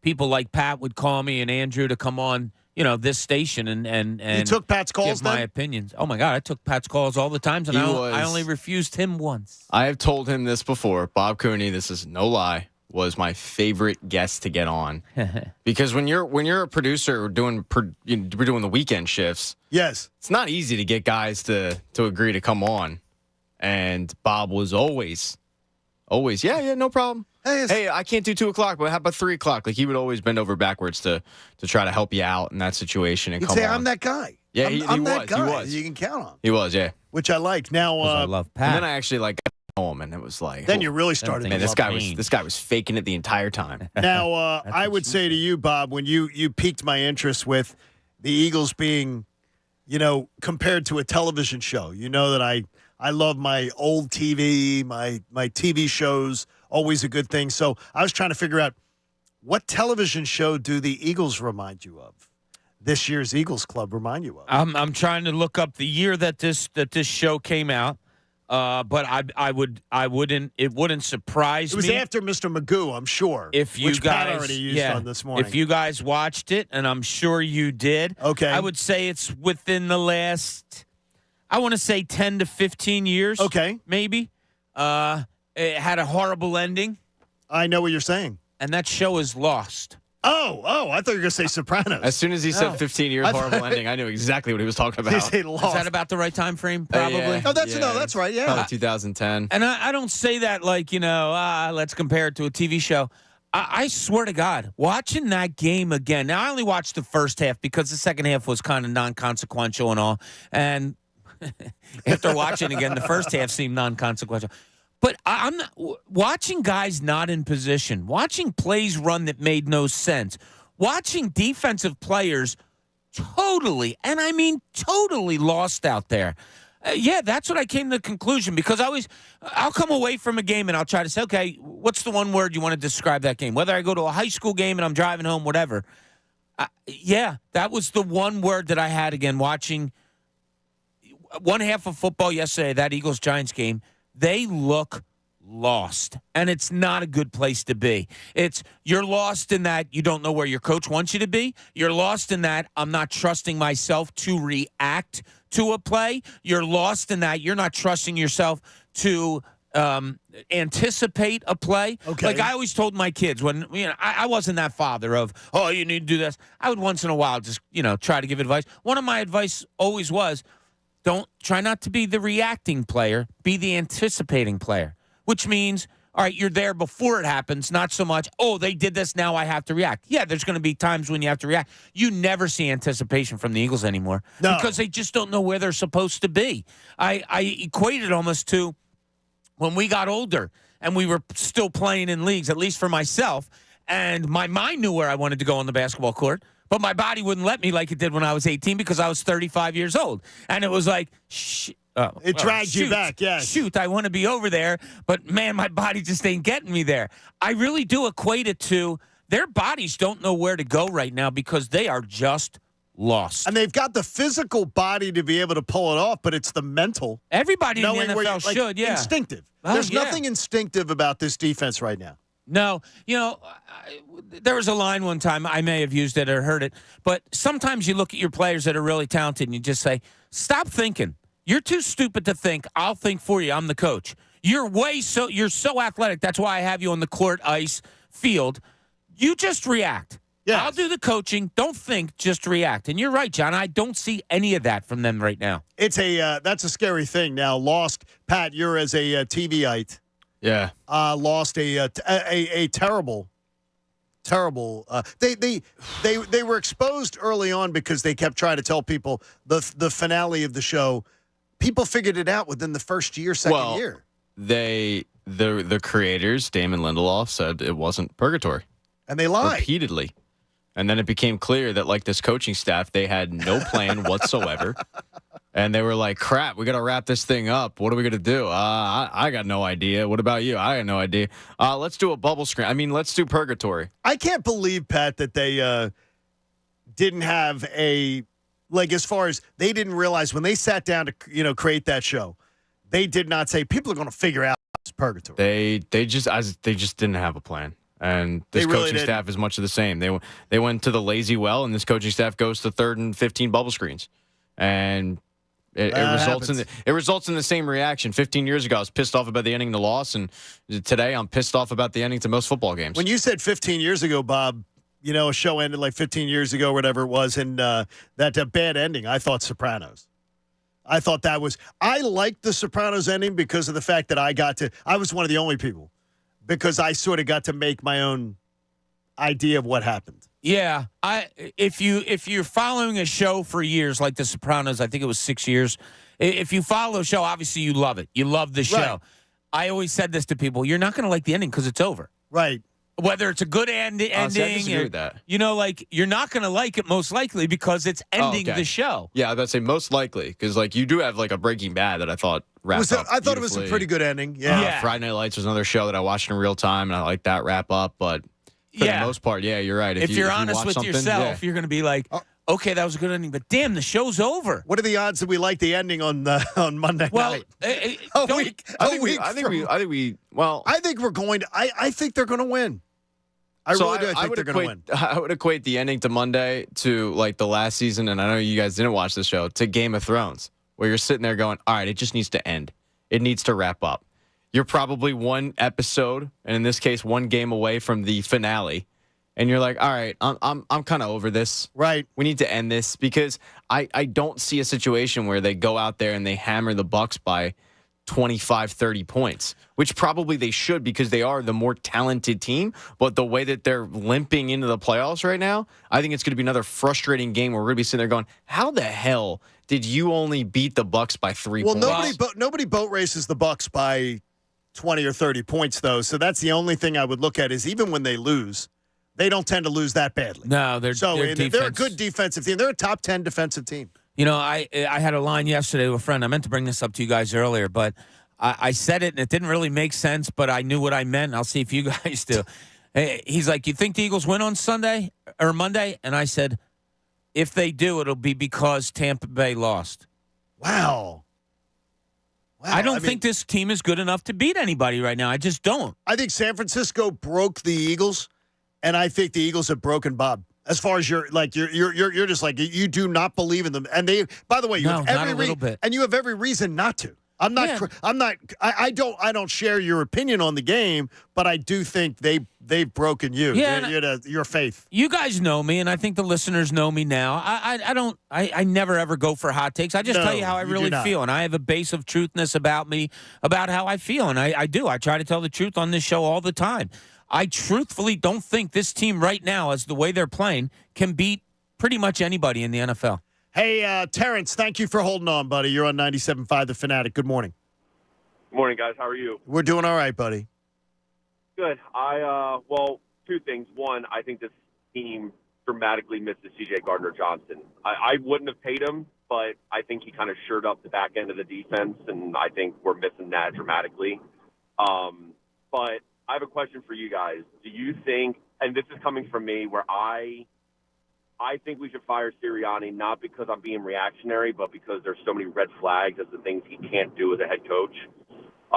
But do you think that firing him if things go terribly on Monday is a red flag to other coordinators or basically any head coach prospect, as like, would we be the red flag to where you don't want to go to that organization because no matter how successful you are, your seat's never safe? That's an interesting thought, and I appreciate your call, Terrence, and we'll talk about it here. Is that again? I've talked to some people in NFL circles, and it's the same thing that we say about Nick Sirianni. I don't believe he's the most popular guy around the league either. And so I absolutely don't think that sending Nick Sirianni to the door would be like other people would say, man, that Nick didn't deserve to be treated that way. I don't think he's a popular character. In Probably league circles. not. We talked about that when the antics were going on, right? We said, yeah, you love it as a fan base because they're 14-3, going to a Super Bowl. They're 10-1. He can do those things. It's cool. You laugh at it. But we did say at the time, I know I particularly came on here and said, you got to watch that stuff because around the league, people take that to heart and they don't forget that. I don't think anybody would be going, man, I feel sorry for Nick Sirianni, dude. I really feel sorry for him. Like his peers. Yeah. Now, what overcomes that, his actions, is a good coach. That's what's ultimately going to get him a job. It's not going to be his antics preventing him from getting a job, or making him a favor to get a job. I don't know. I really thought about that. Who asked you yesterday, John? Yeah. If he gets a job, right. should he get if fired? And I have a question. I really did think about that a lot yesterday. Pat said I think he would in a second, right, Pat? But I don't think as easily as Pat. Yeah. Here's one of the things, Pat, that was brought up yesterday. Just talking to somebody that I think really knows the NFL inside and out, said to me that Nick Sirianni is going to dread the day if he did lose his job, that he publicly said, "I'm not good at play calling." Yeah. Said that because what would you do if there's not a head coaching opening? It's going to be offensive coordinator would be the logical spot that he'd be looking for an offensive coordinator job. And he publicly sat behind a microphone and told everybody, I'm 7 games into his career as a head coach, I'm not good at it. Yeah, so it's almost how you look at, people told me how you look at a prospect for the NBA. What do they do that is an NBA skill? Okay, look at Nick Sirianni, and if I'm looking objectively, and we do that here, and you say, what does he do that is NFL coach skill set? Well, he admitted he doesn't call plays well, so you got to take the offense away. Defensive side of the ball, I guess he hasn't fixed a thing. Hasn't fixed anything. And so the third thing I would look at is, okay, how is this team run? Are they disciplined on the field? No, they're not. They're very undisciplined as far as not with penalties. They're not undisciplined with penalties as much as they just look scrambled. They just look like a scrambled team. Yeah, and as I said, a couple of days ago, you can't negate the 14-3. You can't negate the Super Bowl run. You can't negate 10-1 start. He's had success as a head coach. Whether the reaction or action of the Philadelphia Eagles higher-ups is going to be over these last 6 games, I don't know. If I'm being honest, I can't throw away all the success that I just mentioned either. What I would say to you is, something like, and Pat, this is one for, I know we've discussed this before, but there's a lot of question as to whether Doug Peterson's a good head coach. And in Jacksonville, they're really questioning the collapse of the Jacksonville Jaguars after sneaking into the playoffs last year and having that big comeback win in the wild card game. This year's a big disappointment for them. Now, Trevor Lawrence was banged up. Yeah, I think that's a big part of it. But there was a big – there's certainly – the honeymoon's over for Doug, let's put it this way, in Jacksonville. Yeah, all 10 Jaguars fans are livid right now. Most of them being in London, so he can't even hear that. But cheerio. We have to get rid of that Peterson. It has a lot to do with the fact that it wasn't a real good division too. I mean, the AFC South is gross, but when you do lose your quarterback, that's tough. So I'll give old Dougie P the benefit of the doubt because I think he did do some good things. I mean, he still played, but he was playing banged up. Yeah, and it's not only was he banged up, but they had offensive weapons that were banged up, and they just dealt with the injury bug like every other team. Though it's not like other teams didn't do the same thing. And when you lose out and you see what the Texans end up doing with a rookie quarterback, but Doug doesn't have to worry about his job right now. I think Not they're right probably now. I think they're probably pretty happy about the fact that they have him, considering who they've had in the past. Doug, that organization has hired bad coaches. Except for Tom Coughlin, the greatest, who did a great job for them. I'll bring it up. The fight that me, you, and Jamie had for so long. I just think Doug Peterson's a 500 coach in the NFL. I do. I've said it forever, I know you and Jamie always came at me on it, but I just do. I just think that's what he is. He's a 500 coach. Hey, look, our man Mike from Delran's back from Disney World. That was a beautiful family photo, Mike. You're cutting in. We're going to put you on hold. We'll get back to you, Mike. Mickey's silencing Mike from Delran. No, I think he's home now. I think he finally is going back to work. Hey, Jay joins us. Jay, good morning. You're on Fanatic. Good morning, guys. Thanks for taking my call. Thank you, buddy. Hey, you were talking about the whole possum thing earlier, and I want to bring something up. Is it possible? I mean, you're 10-1, right? You get rid of Desai after a loss to San Francisco like that. I was at the Arizona game. I was watching this defense. It was soft zone, 3rd and 5. We got 7-yard cushions on these, and we didn't change a thing. And they went into the Giants game looking the same way. Is it possible that Matt Patricia is basically just, hey, we're going to install a completely different defense come the playoffs?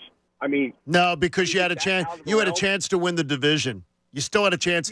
You still had a chance to win the division. So no, I do not think that is logical at all. I actually thought that. I thought that too. But when the Cowboys lost, Cowboys beat the Lions, right? No, but they gave it's the loss to the Cardinals. By your theory, it's the Cardinal game. And that's the one that lost them the division. They would have, it would have been totally different. Sure, but you know what? They probably had the thought that, okay, we can beat these lower end teams with this base type vanilla kind of defense. Okay. And then they didn't. Okay. And they didn't. But hey, you bring a new. How many times does a new defensive coordinator come in with a 10-1 team, and out of in that theory, you just stick with Desai then, right? I mean, I don't. Why would you make that change? The only thing is I don't think appreciate it, Jay. I don't think he's been a good defensive coordinator, Matt Patricia. He's not been a bad one, but he's always had talent. Well, in his career, I thought you meant since his time with the Eagles. In his career with New England, with a perennial Super Bowl caliber team, he was always a back end of the top 10 defense. He was around 10, 9, 10. Something in that range. So, I mean, it's not like he's been a garbage defensive coordinator, but he's always been dealing with a stacked deck. Yeah. The reason I don't think, and I think Jay was just putting it out there for discussion, I don't think he really believes that the Eagles were holding back. Why would you make your season harder than it has to be by saving something for more playoff games that you originally would have had to play? Well, that's why. I don't think so. I do hope. And I do think, because it has to happen, that you're going to see some different things, both offensively and defensively, from the Eagles against Tampa Bay, simply because you have to. Because the crap that you've thrown out there over the last 6 weeks hasn't worked. So you have to see something different, I would assume. And all you have to do is go back and read from last year. The Eagles, Nick Sirianni, the Eagles organization, told us how important getting the top seed was. So there's no way the next year their philosophy would be, we don't care if we're the top seed, the 5 seed, whatever, we're fine. No, they lectured us last year about the importance of the top seed, and I think we believed it. Hey, here's Mike from Delran. Welcome home, Michael. I'm in here. I'm all right? Yeah, we got you now. All right, yeah. I'll tell you what. So if I had to equate this team to like a TV show, Pat said it. I gave Game of Thrones a way late start, and when I watched it, I thought it was awesome. And then there was a scene where an 8-year-old started breastfeeding off some old lady, and I've never felt more awkward in my life. And that's what this team makes me feel like when I watch it. so yeah. So anyway, in Florida. Thanks for putting that in my mind, Mike. Thanks, Mike. Dude, it's so weird. Pat knows what I'm talking about. Sadly, I do, and I forgot it, but thank you for reminding me of that. You're welcome. So yeah, Florida was awesome. 2 teenagers, 2 kids under 5, the wife, all in Disney World. We did it. Everything. The whole trip went flawless. No, it didn't. until the last day I'm there at 4:30. Me and the father-in-law decide, let's go to the local classy Hooters establishment and watch the Eagles game. And it was the first time in my life that I ever watched a game where I was outnumbered with fans. There was not as many Eagles fans as I expected, but there sure was a lot of Dallas and Giants fans.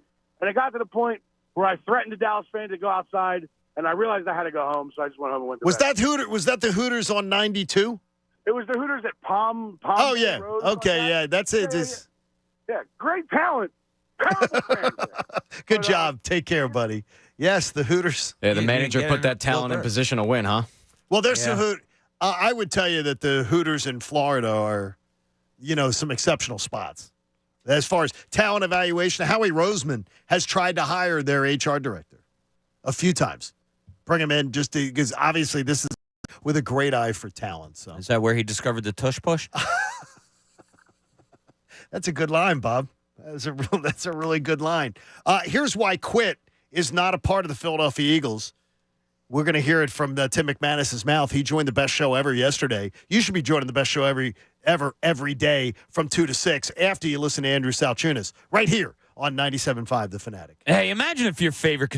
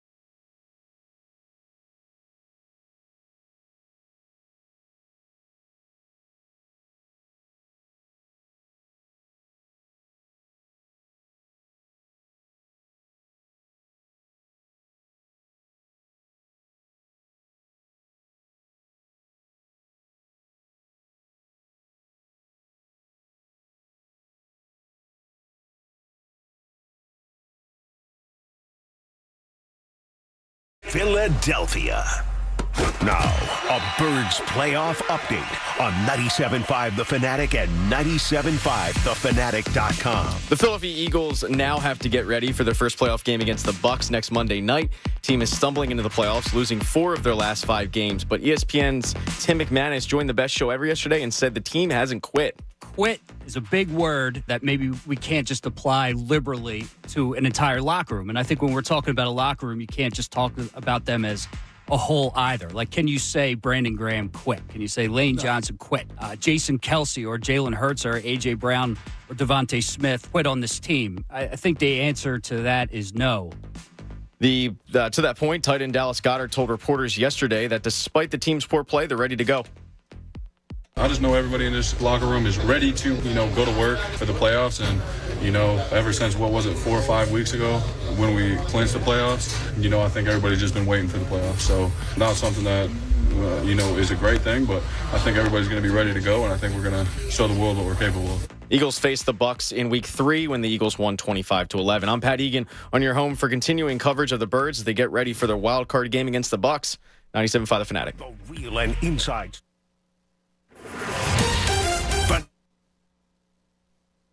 All right, I hit the wrong button there. John Kincade Show, 97.5 The Fanatic. You just heard from Pat there the idea that Tim McManus shared it with the best show ever yesterday. Quit. Anybody who's accusing the Eagles of quitting, that is not the proper word that would be used to address what this team's doing right now. Now, there are many words to describe what they're doing right now. But, Bob, that's one of those words like the other day I even said on social media, I don't like to use the word effort when questioning a team. But I said if anyone was going to use the term effort, it would have been on Sunday. Sunday's game was an effort game, which I think a lot of people look at it and go, man, that game looked lethargic. There were guys that looked like they didn't even want to be there. I was even bothered by a guy that I totally think is spectacular in Jason Kelsey for just wandering around the sidelines and just like they kept showing him just wandering around the sidelines. And I'm thinking to myself, he's saying to himself, is this how I'm going to go out? Yeah, the weird thing is quitting. No, so there's 2 ways you look at things with an athlete. If things aren't going well, which they aren't for the Eagles right now. No. And if you have question about, I don't know, the coaching, whether they're putting you in the right spot or not, how do you react to that? Well, some guys might quit, and I put that in air quotes because quit is a 4-letter word in sports. And it's a bad word, yeah. It is. So you might quit. You might be like, I don't know where I'm supposed to go here, and stand still or stand flat-footed, and then everything's lost. Or you run around like a chicken with your head cut off. And you're just trying to I got to get somewhere. I don't know where I'm supposed to be. They're not telling me where to go, but I'm just going to try to make something happen. I wouldn't call it quit, but I think we see more of the former rather than the latter. I think we're seeing more of, I don't know what they want me to do here. Case in point, and this is nothing against Hassan Reddick at all, but you watch him drop back into coverage, and it's like he doesn't know what he's doing because he hasn't done it before. And he knows that he's being asked something stupidly. And I just can't agree with that. You saw, like I said, a corner. I can't remember if it was a corner or safety, but standing totally flat-footed like, I don't know where to go. I don't know what to do. I don't think that's quitting. I just think it's like they're lost. I'm just going to go back to it. They are lost right now. Now, the only thing is that, though, to me, the only problem I've got with your explanation is the idea that I think it takes a lot of the blame off the players. And fair enough. And to me, I think that not enough. I mean, these are some players that are really letting down. They're letting down this. They've let down this fan base. It's let down there comes a point where you have to, I guess, circle the wagons and try to overcome. And it's easy for me to say because I'm not out there trying to follow a game plan that's lousy. And I think it's pretty much clear that when you have broadcasters saying, yeah, this team just doesn't look right. Something's not right. They look out of place. They use the word lost on the broadcast the other day. The big thing was that Moose Johnston game before where he was just tearing into them and just saying, man, this is really not this This isn't good. No. This thing's really bad. Bill Strobel points out quit is a 4-letter word, Bob. Okay. Thank you, Bill. You know what I meant. I'm talking about like FCC regulation 4-letter word. I am not taking the onus off of the players. So I think they are lost. I think the coaching staff is lost. I think maximum effort to try to overcome. I can't say that I'm seeing that either. You know, and I'll point to a couple of plays. And you know, if we went to A.J. Brown on that Hail Mary against Arizona. Which is terrible. There was, you know, he literally went to the back of the end zone, and maybe that's where you're supposed to be, and watched. And, you know, I would have rather seen him dive over people. I'd rather see him, like, just go ball out to try to make a play there. They're in a bad spot right now. I don't think players fully trust coaches. I don't think coaches fully trust players. And both have given evidence to the other one as to why they shouldn't. Anthony sends in an email, and he says, my belief is if they lose to Tampa, Sirianni's replaced, period. Jeffrey Lurie's a smart man, doesn't like to be embarrassed, and the writing's been on the wall for the last 6 games. He picked 2 horrible coordinators. He believes Tampa will win that Tuesday morning. We will be looking for a coaching staff. I'm just going to tell you this right now. If Jeffrey Lurie even has that thought in his head, he even has that idea that, wow, if things go bad on Monday night, I might make a replacement. He's already looking at potential coaching landing spots because last year, why did he end up with these 2 coordinators? Because the pick of the litter was gone. Yeah. And I can promise you this, if Jim Harbaugh was coming to the NFL and really was going to leave Michigan, I believe he will. You want your name in that. You want his representatives to know, wait, before you make a call, you could have Jalen Hurts, you could have this organization, you could have this fan base. I believe this city would react very well to Harbaugh. I think he fits here. I think he fits a Chicago. I think he fits a Detroit. I think he fits a hard, blue-collar type town. And he also speaks the language. We would be blown away by his honesty because we have not had coaches like him come through town. Because he tells you when a player screws up, he tells you. And he does that with college kids. He'll tell you if a unit was lousy or garbage or there was bad performances. I believe you'd want to be in on all those. But if that ever got out, somebody found out that you were shopping for coaches, because Adam Schefter's got big ears. He can hear. There should be a rule in the NFL that nobody can talk to anybody until after the Super Bowl's over because it's just such a disadvantage. But going back to the guy, I forget the name that emailed you. Anthony saying that they should fire him because of what happened the last 6 games. That's what's in yellow highlight marker. Because of what happened the last 6 games. Can you just negate the 35 games before that? No. You know what I mean? I don't, and I'm not defending. I'm honestly putting it there as a question. Listen to what you're saying. Because of the last 6 games, he has to get fired. 14-3 and 10-1 is 24-4. That's what Nick Sirianni was before these last 6 games. It's a tough decision Jeffrey Lurie's going to have to make. I wouldn't want to be in that position. I honestly, if you ask me, I don't know what I would do right now.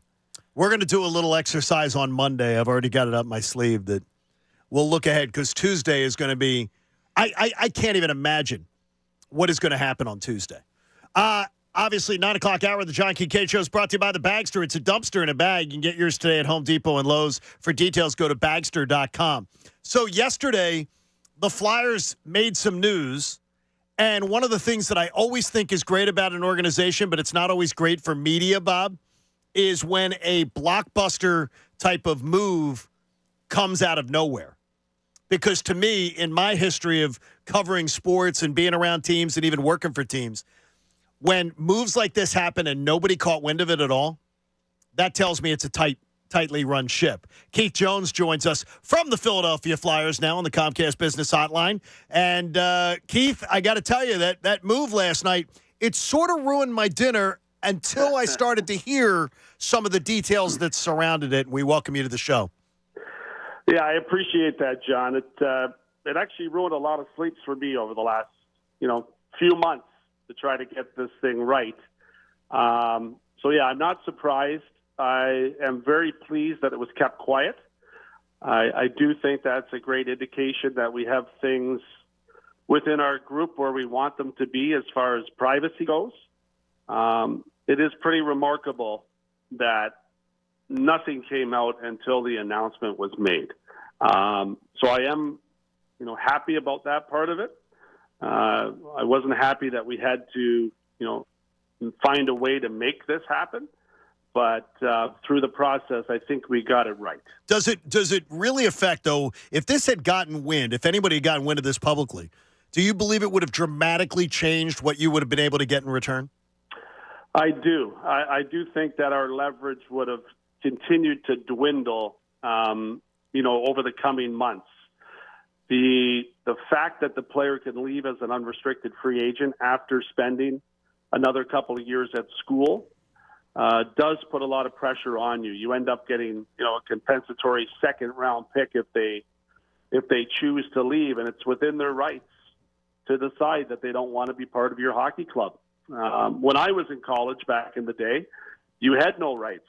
The team that drafted you controlled you the entire time, and if you spent 4 years in college like I did, you were basically at the mercy of the club as far as the contract that you received. That changed about a decade ago, and the power is with the player. And unfortunately, we, after I had taken over this, had inherited a player that was not going to join the Flyers. So, Keith, you say you're happy that nothing came out, and that's great. Good on your organization. It shows that you and Danny are running a tight ship there, which is awesome. But now it's out, so come clean. When did all of this? When did all of this start, Keith? Like what? What was the first sign that you saw of, or first thing you heard of that he might not want to come here? Well, believe it or not, guys, I heard it about a year and a bit ago when I was doing TV. Really? Yep. I had heard about it up in the booth, as you guys know, up in press row, and especially in the TV side of things, a lot of information flows your way. So I had a heads up that there was a problem, that there was a high likelihood that the player was not going to join the Flyers. And so I wasn't overly shocked to find out shortly after I had taken the job that we had an issue. So, Keith, first reaction as a former athlete, hockey player and all, I would imagine as a person, your first reaction when you hear this, well, screw you, kid. Who the hell are you? Was it tough for you to put on that president's hat and say, well, no, I got to deal with this? And how did you try to deal with it? Yeah, I tried. My reaction was, I can fix this. Okay. And, we had a new regime. We had all new people in many different places, including changing our entire player development, adding Patrick Sharp and John LeClaire and, players and former players of that ilk that, demand respect and are people that I believe are young players coming up that are our property can look up to. They were all new, and I figured as a group we would be able to convince the young man that Philadelphia was the right place for him to play and blossom and become a star. Unfortunately, we were unable to even present that message to the player, and that was of complete frustration for me. Something I haven't experienced before, the opportunity to let somebody know what you're all about. Unfortunately, we were not given that opportunity.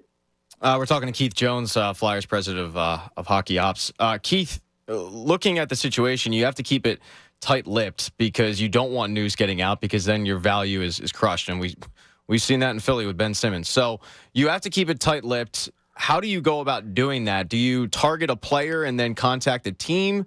How many teams did you talk to regarding the situation? And how did you guys end up keeping it so tight-lipped? Yeah, that's a great question. Remarkably, we talked to a number of teams, and I have to give them all credit. I mean, I think we've, in a short period of time, kind of developed better relationships with other teams around the league. Now, fortunately, I have connections and Danny has connections. So we were both able to maximize all the people within the game that we know and trust. And they proved to be trustworthy. And we will definitely deal with a lot of those teams again. The one we ended up doing the deal with, the process took about from the time of maybe a week before the draft is when those somewhere in that range is when the negotiations started. and Jamie Drysdale was our target. We looked at Anaheim because they had a number of young defensemen that were coming up, which is a rarity in the National Hockey League, and they became a team that made sense. And I think that's kind of how that developed, but it did take, a certain amount of time because I always believed we would be able to convince the player that he was making a mistake not to come to Philly. Keith, when you think of the current landscape of where you're at, is this in any way a setback? I don't believe so, but it sure could have been. I do think that we ended up with a player that's going to help us in the future. He does arrive today. I believe he just hit the ground. So that is a positive. His contract is one that is team-friendly. We have an opportunity to get a great look at him. I do think it's going to take him a little bit of time to get acclimated. This is a huge change in his life. For the first time, he's been traded from a team that he was a huge part of. They had a bunch of young players that were very tight-knit in Anaheim. He is a player that comes to us with great character, and I think our players are going to love having Jamie in our locker room, and I think eventually our fans are going to enjoy watching him play. Under the circumstances, John, I think it's a good deal for us. Keith, do you believe any former Flyers potentially had their fingerprints all over this situation? Because that is the biggest talking point. Yeah, I don't think so. Danny and I both have a good relationship with Kevin, and I know that Kevin reached out to Danny last night to say that did not happen. So I would say that that is not the case. So I got to ask, Keith, what is the case? Why didn't that kid want to come here to Philadelphia to play hockey? That's the biggest mystery. So you haven't asked him why or his representatives at all? Yeah, we have tried to, but we have never been given an answer. I think he wanted the 47% tax rate for what he probably would be due to make on his first contract. Yeah, that's well said. Maybe life at the beach. So let's talk about your team right now. How are you feeling? Because the guys get on me every day because I check the standings. Yeah. And I know the lessons that we've learned from you and from Danny that this is going to be a proper process. It's not going to be hurried. It's not going to be rushed. But I find myself still going, wow, they're really, really close to the playoffs. The plan is the plan, and that ain't changing, right? Correct. Yeah, this was, this deal happening when it did, and obviously in the short term it does help us, was not that was not the reason that the deal was made. It was because of the unique circumstances that we were under. It does not change the plan. We are still very focused on the future, but our players are going to decide what happens this year. And they've done an outstanding job of keeping this thing interesting. We have a very likable group of players that love each other. And when you have that, you can accomplish some surprising things on the ice. They continue to impress. Last night was a tough night. Pittsburgh Stars had their mojo going, and they have over the last few weeks. And we need to get ours turned back around and start compiling some wins together. But it's not about the standings for us. It's about establishing a standard of play. And I think so far our players have done that. And Keith, a lot of people want to talk about the success that you've had this year, but I'm a firm believer that when you have a losing streak like this and times are a little bit rough, you can extract as much from how you're evaluating this team as you did when they were winning. Am I right on that, or am I off base? No, you're absolutely right. And I think you do gain a lot in adverse situations, and I believe our group is very strong in that regard. So they have proven that so far this year, and I would expect them to, pull it back together and get back on track. They are a group that really makes you proud, watching them play and being around them. And I think that's something that Jamie's going to experience as soon as he arrives. Are we seeing a different John Tortorella this year? He's been awesome. I can tell you that. He's the same man that I know. Not having been in this type of position with him before, I know the person. I knew the person when I took the job because I had worked with him before. So nothing that Torts is doing is surprising to me. But I do believe that through the eyes of the public, I do think there has been a bit of a change in the perception just watching how well he's done with our younger players this year. Keith, we appreciate the candor, and we look forward to Mr. Drysdale being in town. I said, and only Beverly Hillbillies fans would even get that reference. I heard that last night, too. So. Milburn. I believe his name was Milburn. Maybe it's his grandfather. You know it. Thank you. Thanks, Keith. Thanks, Keith. We appreciate it. Yeah, thank you very much. There you go. Keith Jones joined us on the Comcast Business Hotline, where every day in business is a big day, and Comcast Business gets you ready for what's next. And Keith reinforces what Bob and Pat say to me every day. It's not about the standings. Stop looking at the standings. Don't worry about the standings. Yeah, but I can't help myself. Sure, that's okay. Getting excited about it. I love playoff runs. I don't care if you're. I'm not exactly overly thrilled with this Eagles playoff. What we think maybe a run. We used to like playoff runs here. But yeah, anytime you can play multiple games in a playoff, and talking about growing this team like Keith just did, what better way to grow than to get that feeling of what it's like to play in the playoffs, which many youngsters on this team didn't. I will take exception to one answer. What's that? They don't know. They never got an answer of why the kid didn't want to play here. Oh, he said they haven't talked to him. Yeah, he said there was no contact. He said they asked the question many times. Yeah, to his and they reps. never got an answer. To his reps, yeah. That's okay. I mean, they know. They know why. They're just leaving them on red. No, they said that it happens to me all the time. I text people, you don't get back. They don't get back to you. And they don't get back to you? Yeah.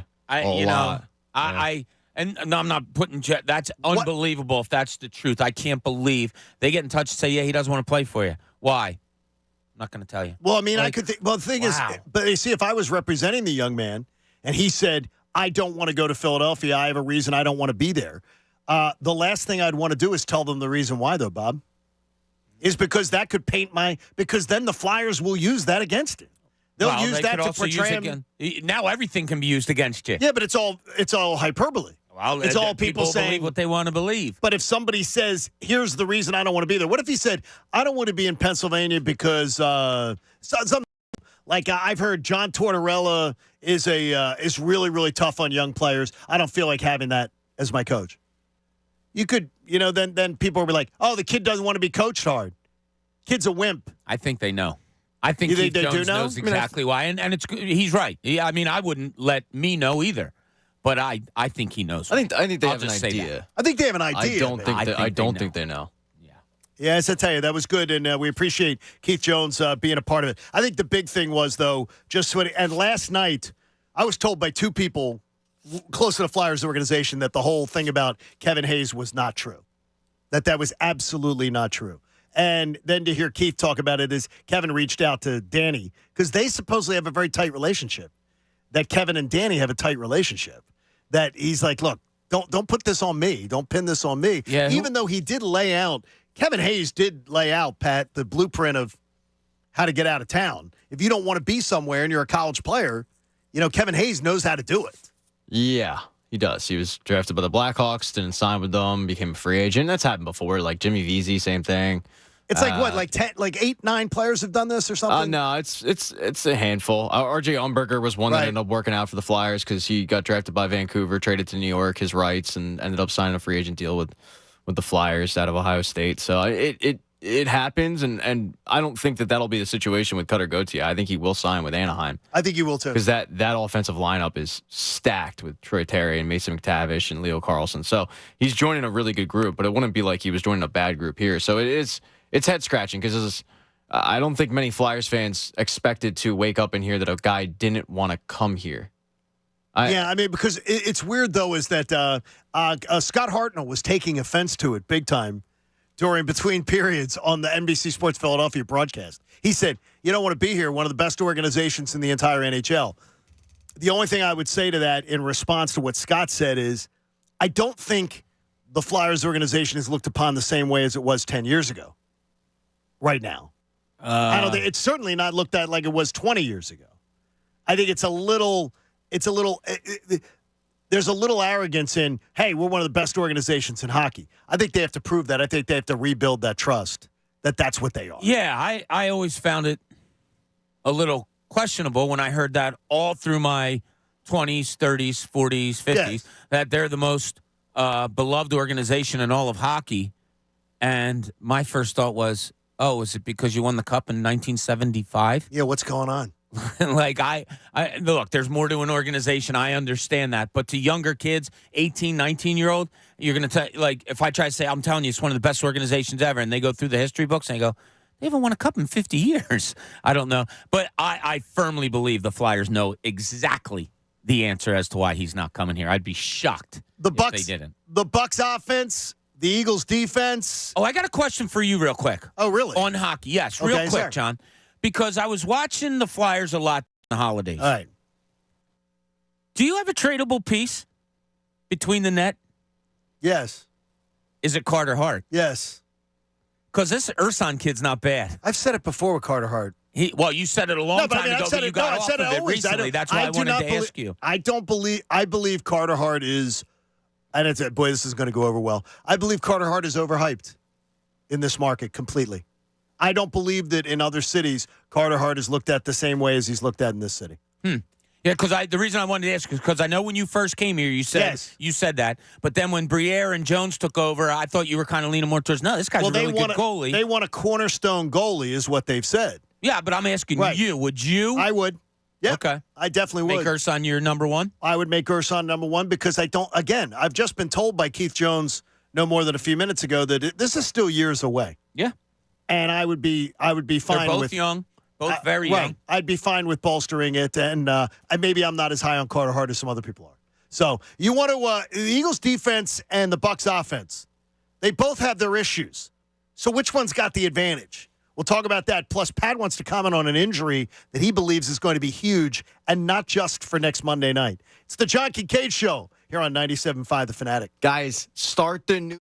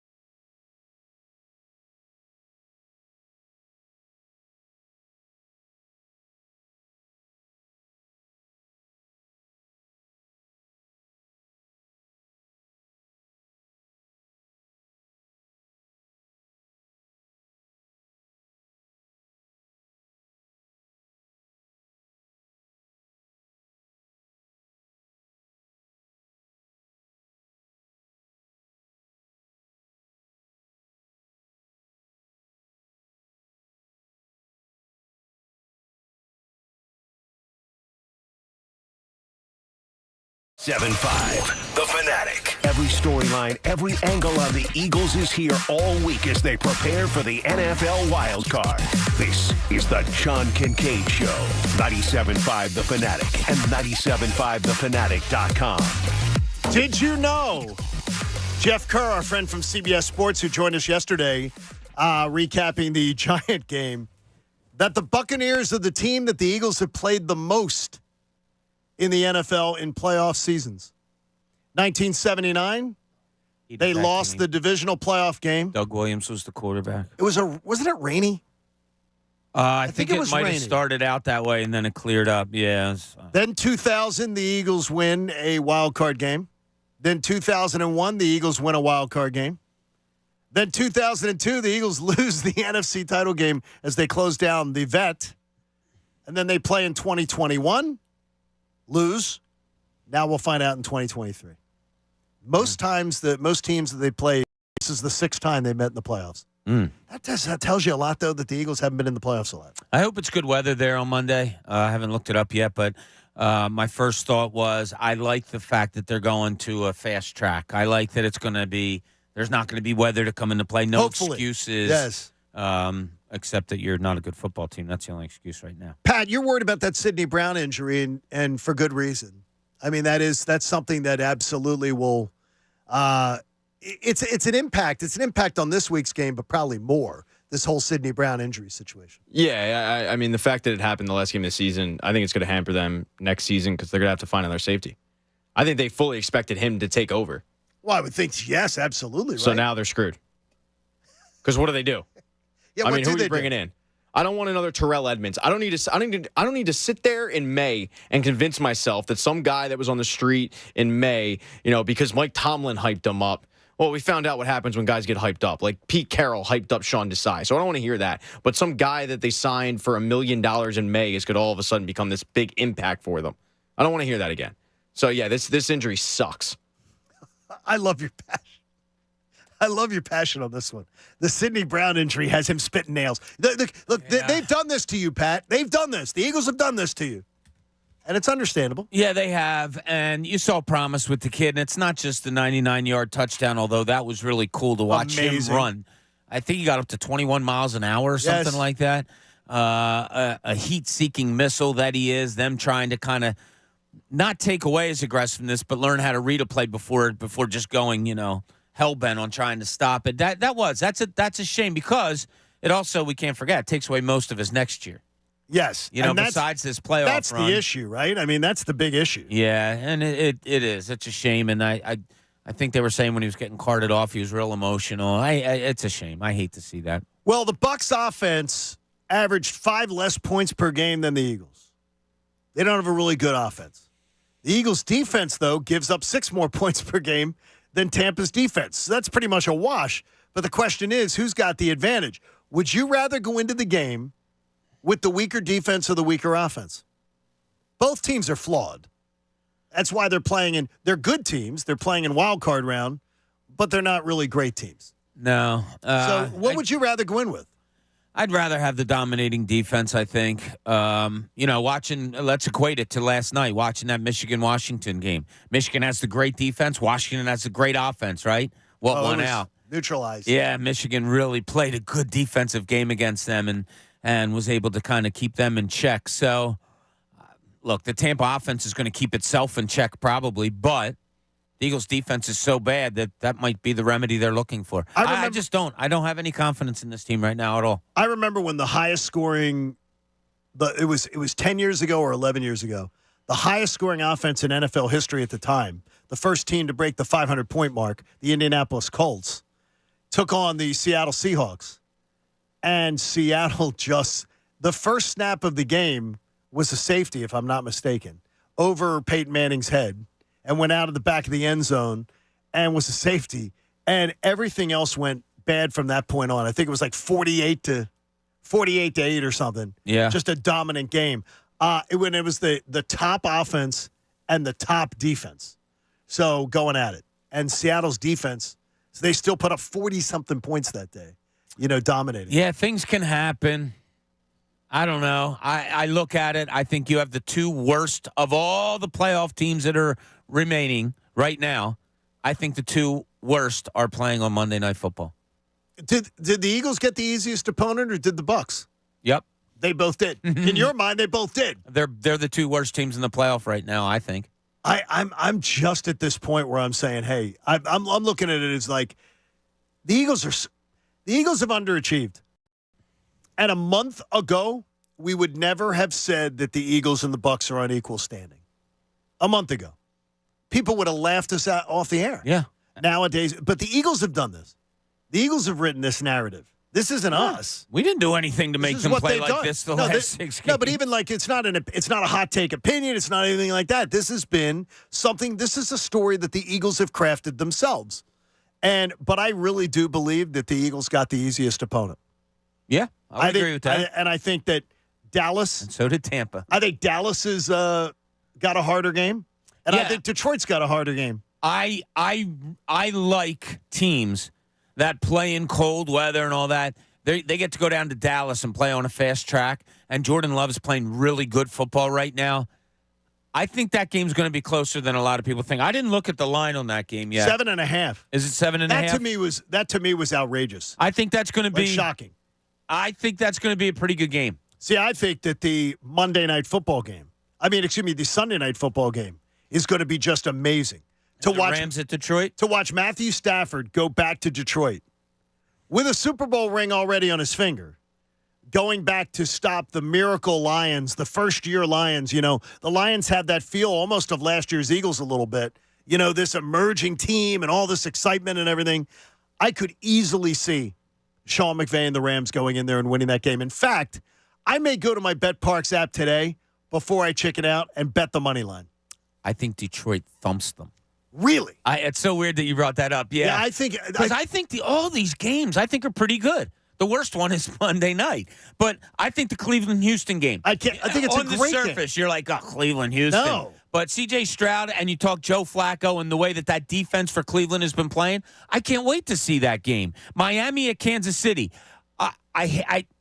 It sucks to me that it's going to be minus 5 degrees because I think that's going to negate some of what I consider a fun Miami offense. And it's supposed to be windy and all that stuff. But I think that's kind of fun. Pittsburgh at Buffalo on the surface should be a blowout, and I think it might be. I think Buffalo might take care of business there because they're playing good football. Green Bay at Dallas, we already talked about. You and I differ on Rams Detroit, which shows. I think I'm going to put the money line. I think I'm going to put a money line wager on the Rams. Okay, and it should. I don't know why. It's just a feeling for me. No, but it's your feeling is. My feeling's Detroit's going to thump them because they're at home. It's our home playoff game. Yeah, or what? Yeah. And you brought up last year's Eagles. They had that feel, don't they? You know what? Yeah. This is Eagles to New York for me. Yeah, they remind me a little bit of last year's Eagles. The way they've gone about it. Yeah, so I love the first weekend of. And one of my favorite memories is on Wild Card Weekend. We had just moved into the old house that we lived in back in 2000. And I was hanging up curtains or something. And the miracle Saturday music, that was the Saturday afternoon game. Yeah, with Frank Wycheck. Right.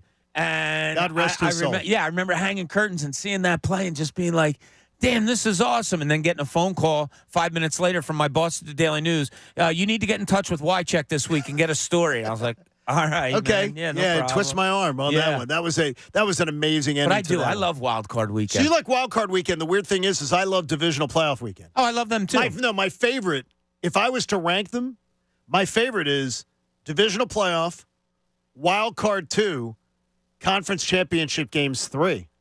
Which I think is strange because I do enjoy the Super Bowl, but it's almost like the NCAA tournament in basketball. I like every round a little bit less. Huh. I don't look at it in an overall view like that. Like, if I watch a Detroit team thump like I think they're going to this week, then I can't wait to see them play again the next week. You know, we're talking non-Eagle stuff here. I follow it that year, and what is the story that year. I don't really look at it as I like this round better than that round. I look for the stories to continue on and see how that plays out. I need the Packers or the Rams, Bob, to send the Eagles to Dallas, not to San Francisco, as we talked about with Pat earlier. I don't want them. I want to know that if they were to win on Monday night against Tampa Bay, and I still do, just something in me says that they're going to win the game. I want to know that they're going somewhere else other than San Francisco, because I will have no faith that they can go to San Francisco and win. No faith at all. I told you before in the season that I don't like when they go down and play in Dallas. Like, it never feels good to me. Oh, it never does. But playoffs, though, doesn't, though? A team like the Cowboys. This team? I don't feel good about this team playing at the local high school. Okay, right but you now. don't think in Dallas this week they're saying, hey, we're trying to overcome our we're overcoming our shortcomings. Yeah, we've got some, and it's this is big for Dallas. I mean, this is a prove it. I mean, you won the division. Okay, here you are. You're where you wanted to be, where you had to get. You're the number 2 seed. You're all that. Yep. Okay, time to prove it. And we all know the asterisks surrounding Dak Prescott when it comes playoff time. No questions asked. And I think the case could be made, by the way, that Dak Prescott had a better year than, even though he won the number 1 seed, that he had a better year than Lamar Jackson. His numbers are clearly better than Lamar Jackson's. Yeah, numbers-wise, as you talk about. But it's clearly better. Yeah, they can fall. But, I mean, they boat raced everybody. I mean, Jalen Hurts' numbers were drastically lower than everybody else's last year, and he was second in MVP voting, So it's kind of what do you do for the team and how do you make the team winners? And Lamar Jackson made them 13-4 winners. So yeah, absolutely. And I'd still go with Christian McCaffrey as my MVP. Christian McCaffrey's my MVP. Yeah, I think. But I would go Christian McCaffrey, Dak Prescott, Lamar Jackson, and that would if I had a ballot. I don't know if they have a ballot of 3 or a ballot of 2 or whatever. But Purdy's not in there for you, huh? No, Purdy could easily be 4. But he wouldn't be ahead of either of those 2 quarterbacks. I would do McCaffrey. Where would you go? McCaffrey. So we're all McCaffrey'd up. Yeah, all McCaffrey, Tyreek Hill. Oh, that's another great one. And then Brock Purdy. That's another great one. So you wouldn't put Dak or Lamar? No. But, I mean, it's probably one of those 3, Purdy, Lamar, Jackson, or Dak are going to win it. Yeah, I mean, if it's absolutely. It's probably, but the fact that Lamar's the runaway favorite right now, though, right? And the voting's over. I don't know. I thought he was. I'm not sure. No? I mean, yeah, maybe. And I think the voting's over now. Is over, right? I don't think Tyreek Hill's going to get enough credit. I mean, he led the league in touchdowns. He had almost 1,800 yards. I think he was 1 yard away from having 1,800, and he started 16 games. I think that's insane. That's it. That is insane. It's an insane number. The one thing, though, I think is that that offense did come up small in big games. And I think that in their biggest showcase games, they did come up a little small. And Coach Caprice, he's another one, geez. I love that dude. God, I can't stand him. That dude's my spirit animal. Oh, I can't stand him. I love him. He's my spirit. Oh, my gosh. I love him. I can't stand him. What do you not like about him? I think he's first of all, I do like this about him. How about I'll tell you what I like about him before what I don't. I will tell you that the one thing I admire about him, he is absolutely, genuinely who he is. And I admire that. I like that, yeah. Like, I will give him credit for that. He doesn't try to be somebody that he isn't. But to me, I look at it as he's too big a dork to lead a group of alpha males. I think he's such a dork. But I have enjoyed the in-season. This is the best, if you haven't watched it, it is the best in-season Hard Knocks, and it's not close. I was going to say, the one cut of him doing film study with the guys, and he's like, this is a trash call by me. I mean, this is a horrible call. Right. I am not putting you guys in good positions. This is fully on me, and he's just ripping himself apart. And if I was a player, I'd love that. Yeah, I mean, as far as he's... But his whole personality, I love his dry sense of humor. He's my favorite coach in the NFL. Really? Yeah, by far, he's my favorite coach in the NFL. I love Mike McDaniel. He makes me smile and laugh. Yeah, I'm not going to... He make you snicker. Yeah. I love that. It's different. That show's great. His whole... I don't know if you've seen it, but the interview when he's discussing the Tyreek Hill trade and the GM comes in and says, yeah, we got a good chance to get Tyreek Hill. He's like, this is why I'm not a GM. I'm sitting there going, give him everything. Yeah, what do you want? What do you want? And then he's like, well, then I had to sit back and actually look at the tape. And if they lose in the first round of the playoffs, they don't win a playoff game with this team. That was their collapse almost as big as the Eagles' collapse. Yeah, almost. Almost. Their defense is not that great, and they have the defensive god, Vic Fangio. Correct. So, I mean, their defense has struggled a bit, but they definitely need to win a playoff game, I'd say. I don't think his job is on the line, but I think they need to win a playoff game for sure. With that offense. And by the way, you've seen the amount of teams that have gone into Kansas City and won. The Lions, the Eagles, the Raiders, and one other team. I can't remember if is it Buffalo or whoever that went into Kansas City and won. So, Bob, you're talking about who to blame when it comes to the Eagles' play. And you said you have the answer as to who to blame. Well, people want to... Because everybody wants to assign blame. Yeah, everybody wants to narrow it down. Is it the offensive coordinator, defensive coordinator, head coach? Is it the quarterback? Is it the running backs, the wide receivers? Is it all encompassing of the defense? Yeah. It sounds stupid, but I'm not kidding. And I didn't come to this like, let me just throw this. No, watching that game again yesterday, there is nothing going right with this team right now. I mean, the ineptness of this team is baffling. Is the likes I've never seen. It's the equivalent of a 76ers team going out and losing 160 every game. 100-60 by losing by 40 points. It's the equivalent of the Phillies going out and getting shut out 10 straight days. That's how there is nothing going right with this. And I really looked over and over and over again. All right, what do I see? Oh, well, they held the Giants to only 4 yards on that rush there. Let me rewind it and see what happened. Oh, the Giants running back tripped over his own offensive lineman. Eagles didn't do anything. Like, I'm not kidding you. There is nothing about this team. You want to try to cast blame somewhere? Pick it and you're right. Pick it and you're right. Coordinators, players, certain positions. I'll even blame Big Dom for getting suspended off the sideline because ever since he was that, they've lost every game. So I don't know what it is specifically, but I can tell you in general, you don't have to be specific. You don't. It is so bad right now. It's the likes in all of my years of following the Eagles, the likes I've never seen. And I'll compare it. Even I have to go back to when I was a little kid, when it was expected that the play was this bad. Yes. And my dad would tell me, oh, this organization is so horrible. Yep. And you saw it. But that was when I was a kid. It hasn't been this bad since the 1980s. Yeah, I mean, it is right now when you look at this team, this is not the modern era, the year 1999 on with Andy Reid. No, and even in those years like Cotight, and I know when they were 7-2, believe me, I followed that team, had the starter. Nothing like the this starter team. Jacket. Watched him in the starter jacket.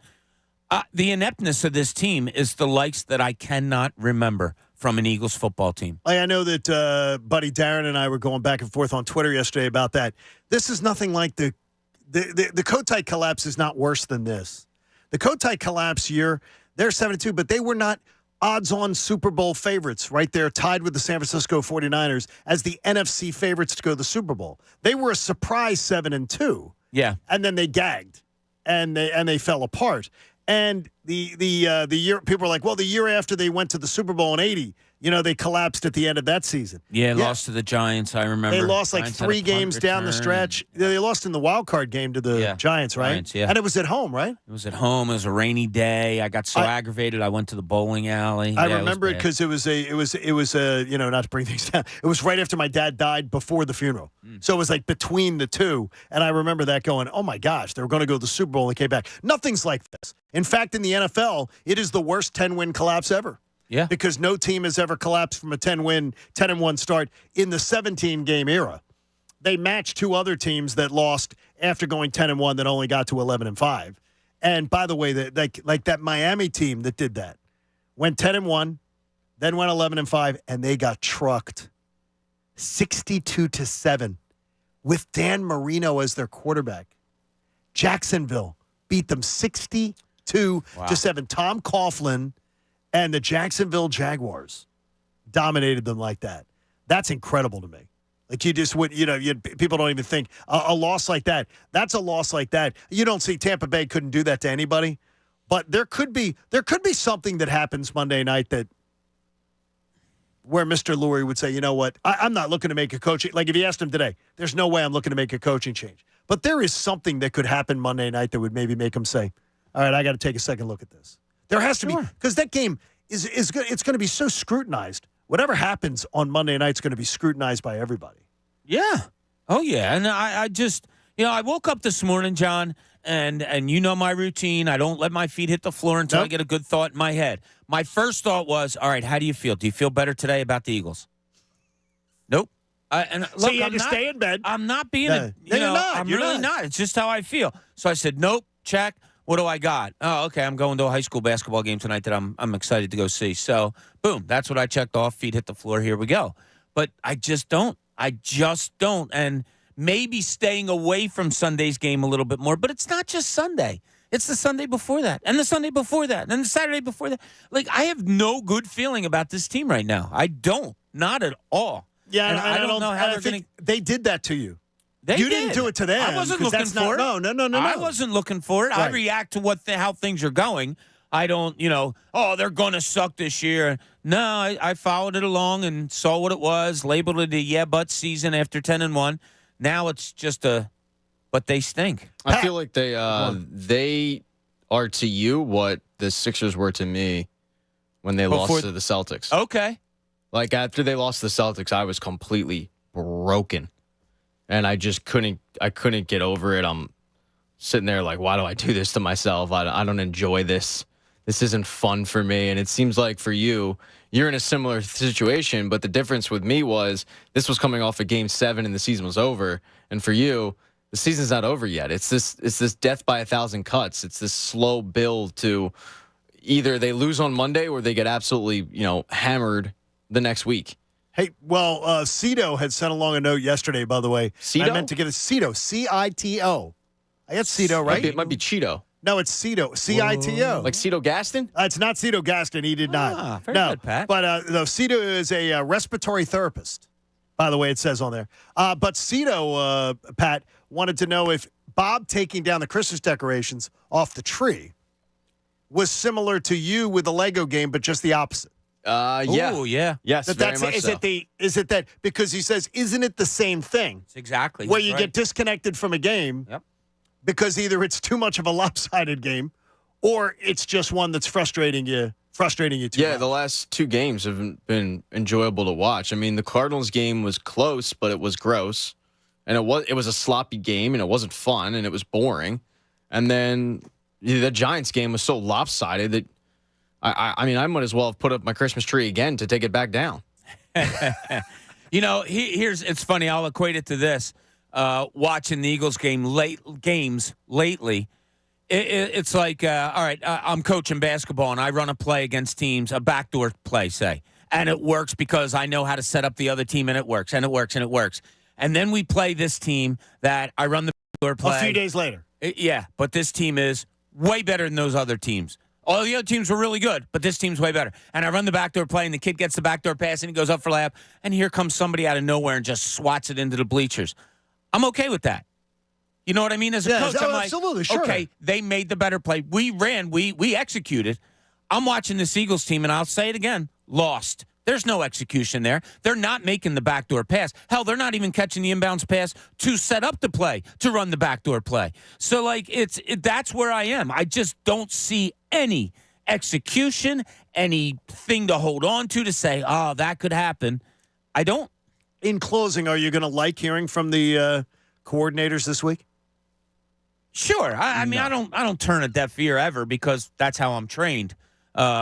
I probably might not be happy after I hear it, but that's Pat. I'm with you. Emphatically, I'm with you. I am not going to like hearing from those folks. No, it's gotten to the point where I hate listening to this coaching staff because you got Brian Johnson. Like, Nick Sirianni, to me, clearly comes out and he's trying to fall over himself and explain the situation that it doesn't seem like he really believes in, but he's trying to find a reason as to explain stupidity.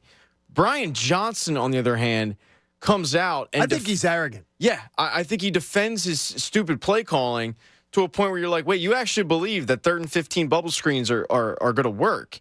And I equated it to, I think, a couple weeks ago.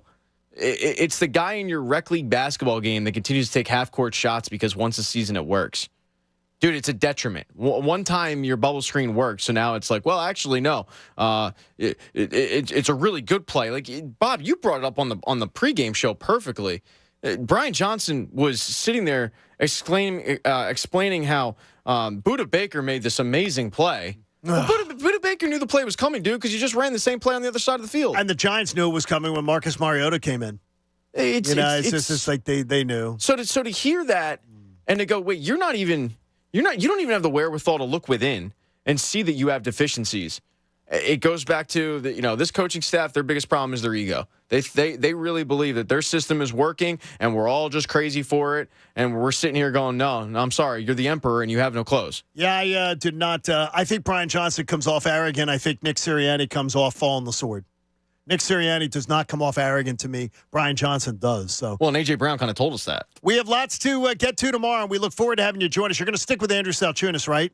All throughout the day, you're going to listen on the 97.5 The Fanatic app or 97.5thefanatic.com. You're going to check out the social media content at 97.5thefanatic.com. And then you'll be there for the best show ever, too. It's going to be a full day on The Fanatic. Support life-saving cancer research. Join us and our generous partner, David Auto Group. David Kelleher and his whole crew. Make a donation to the American Association for Cancer Research today. Do it at 97.5thefanatic.com/AACR because cancer research saves lives.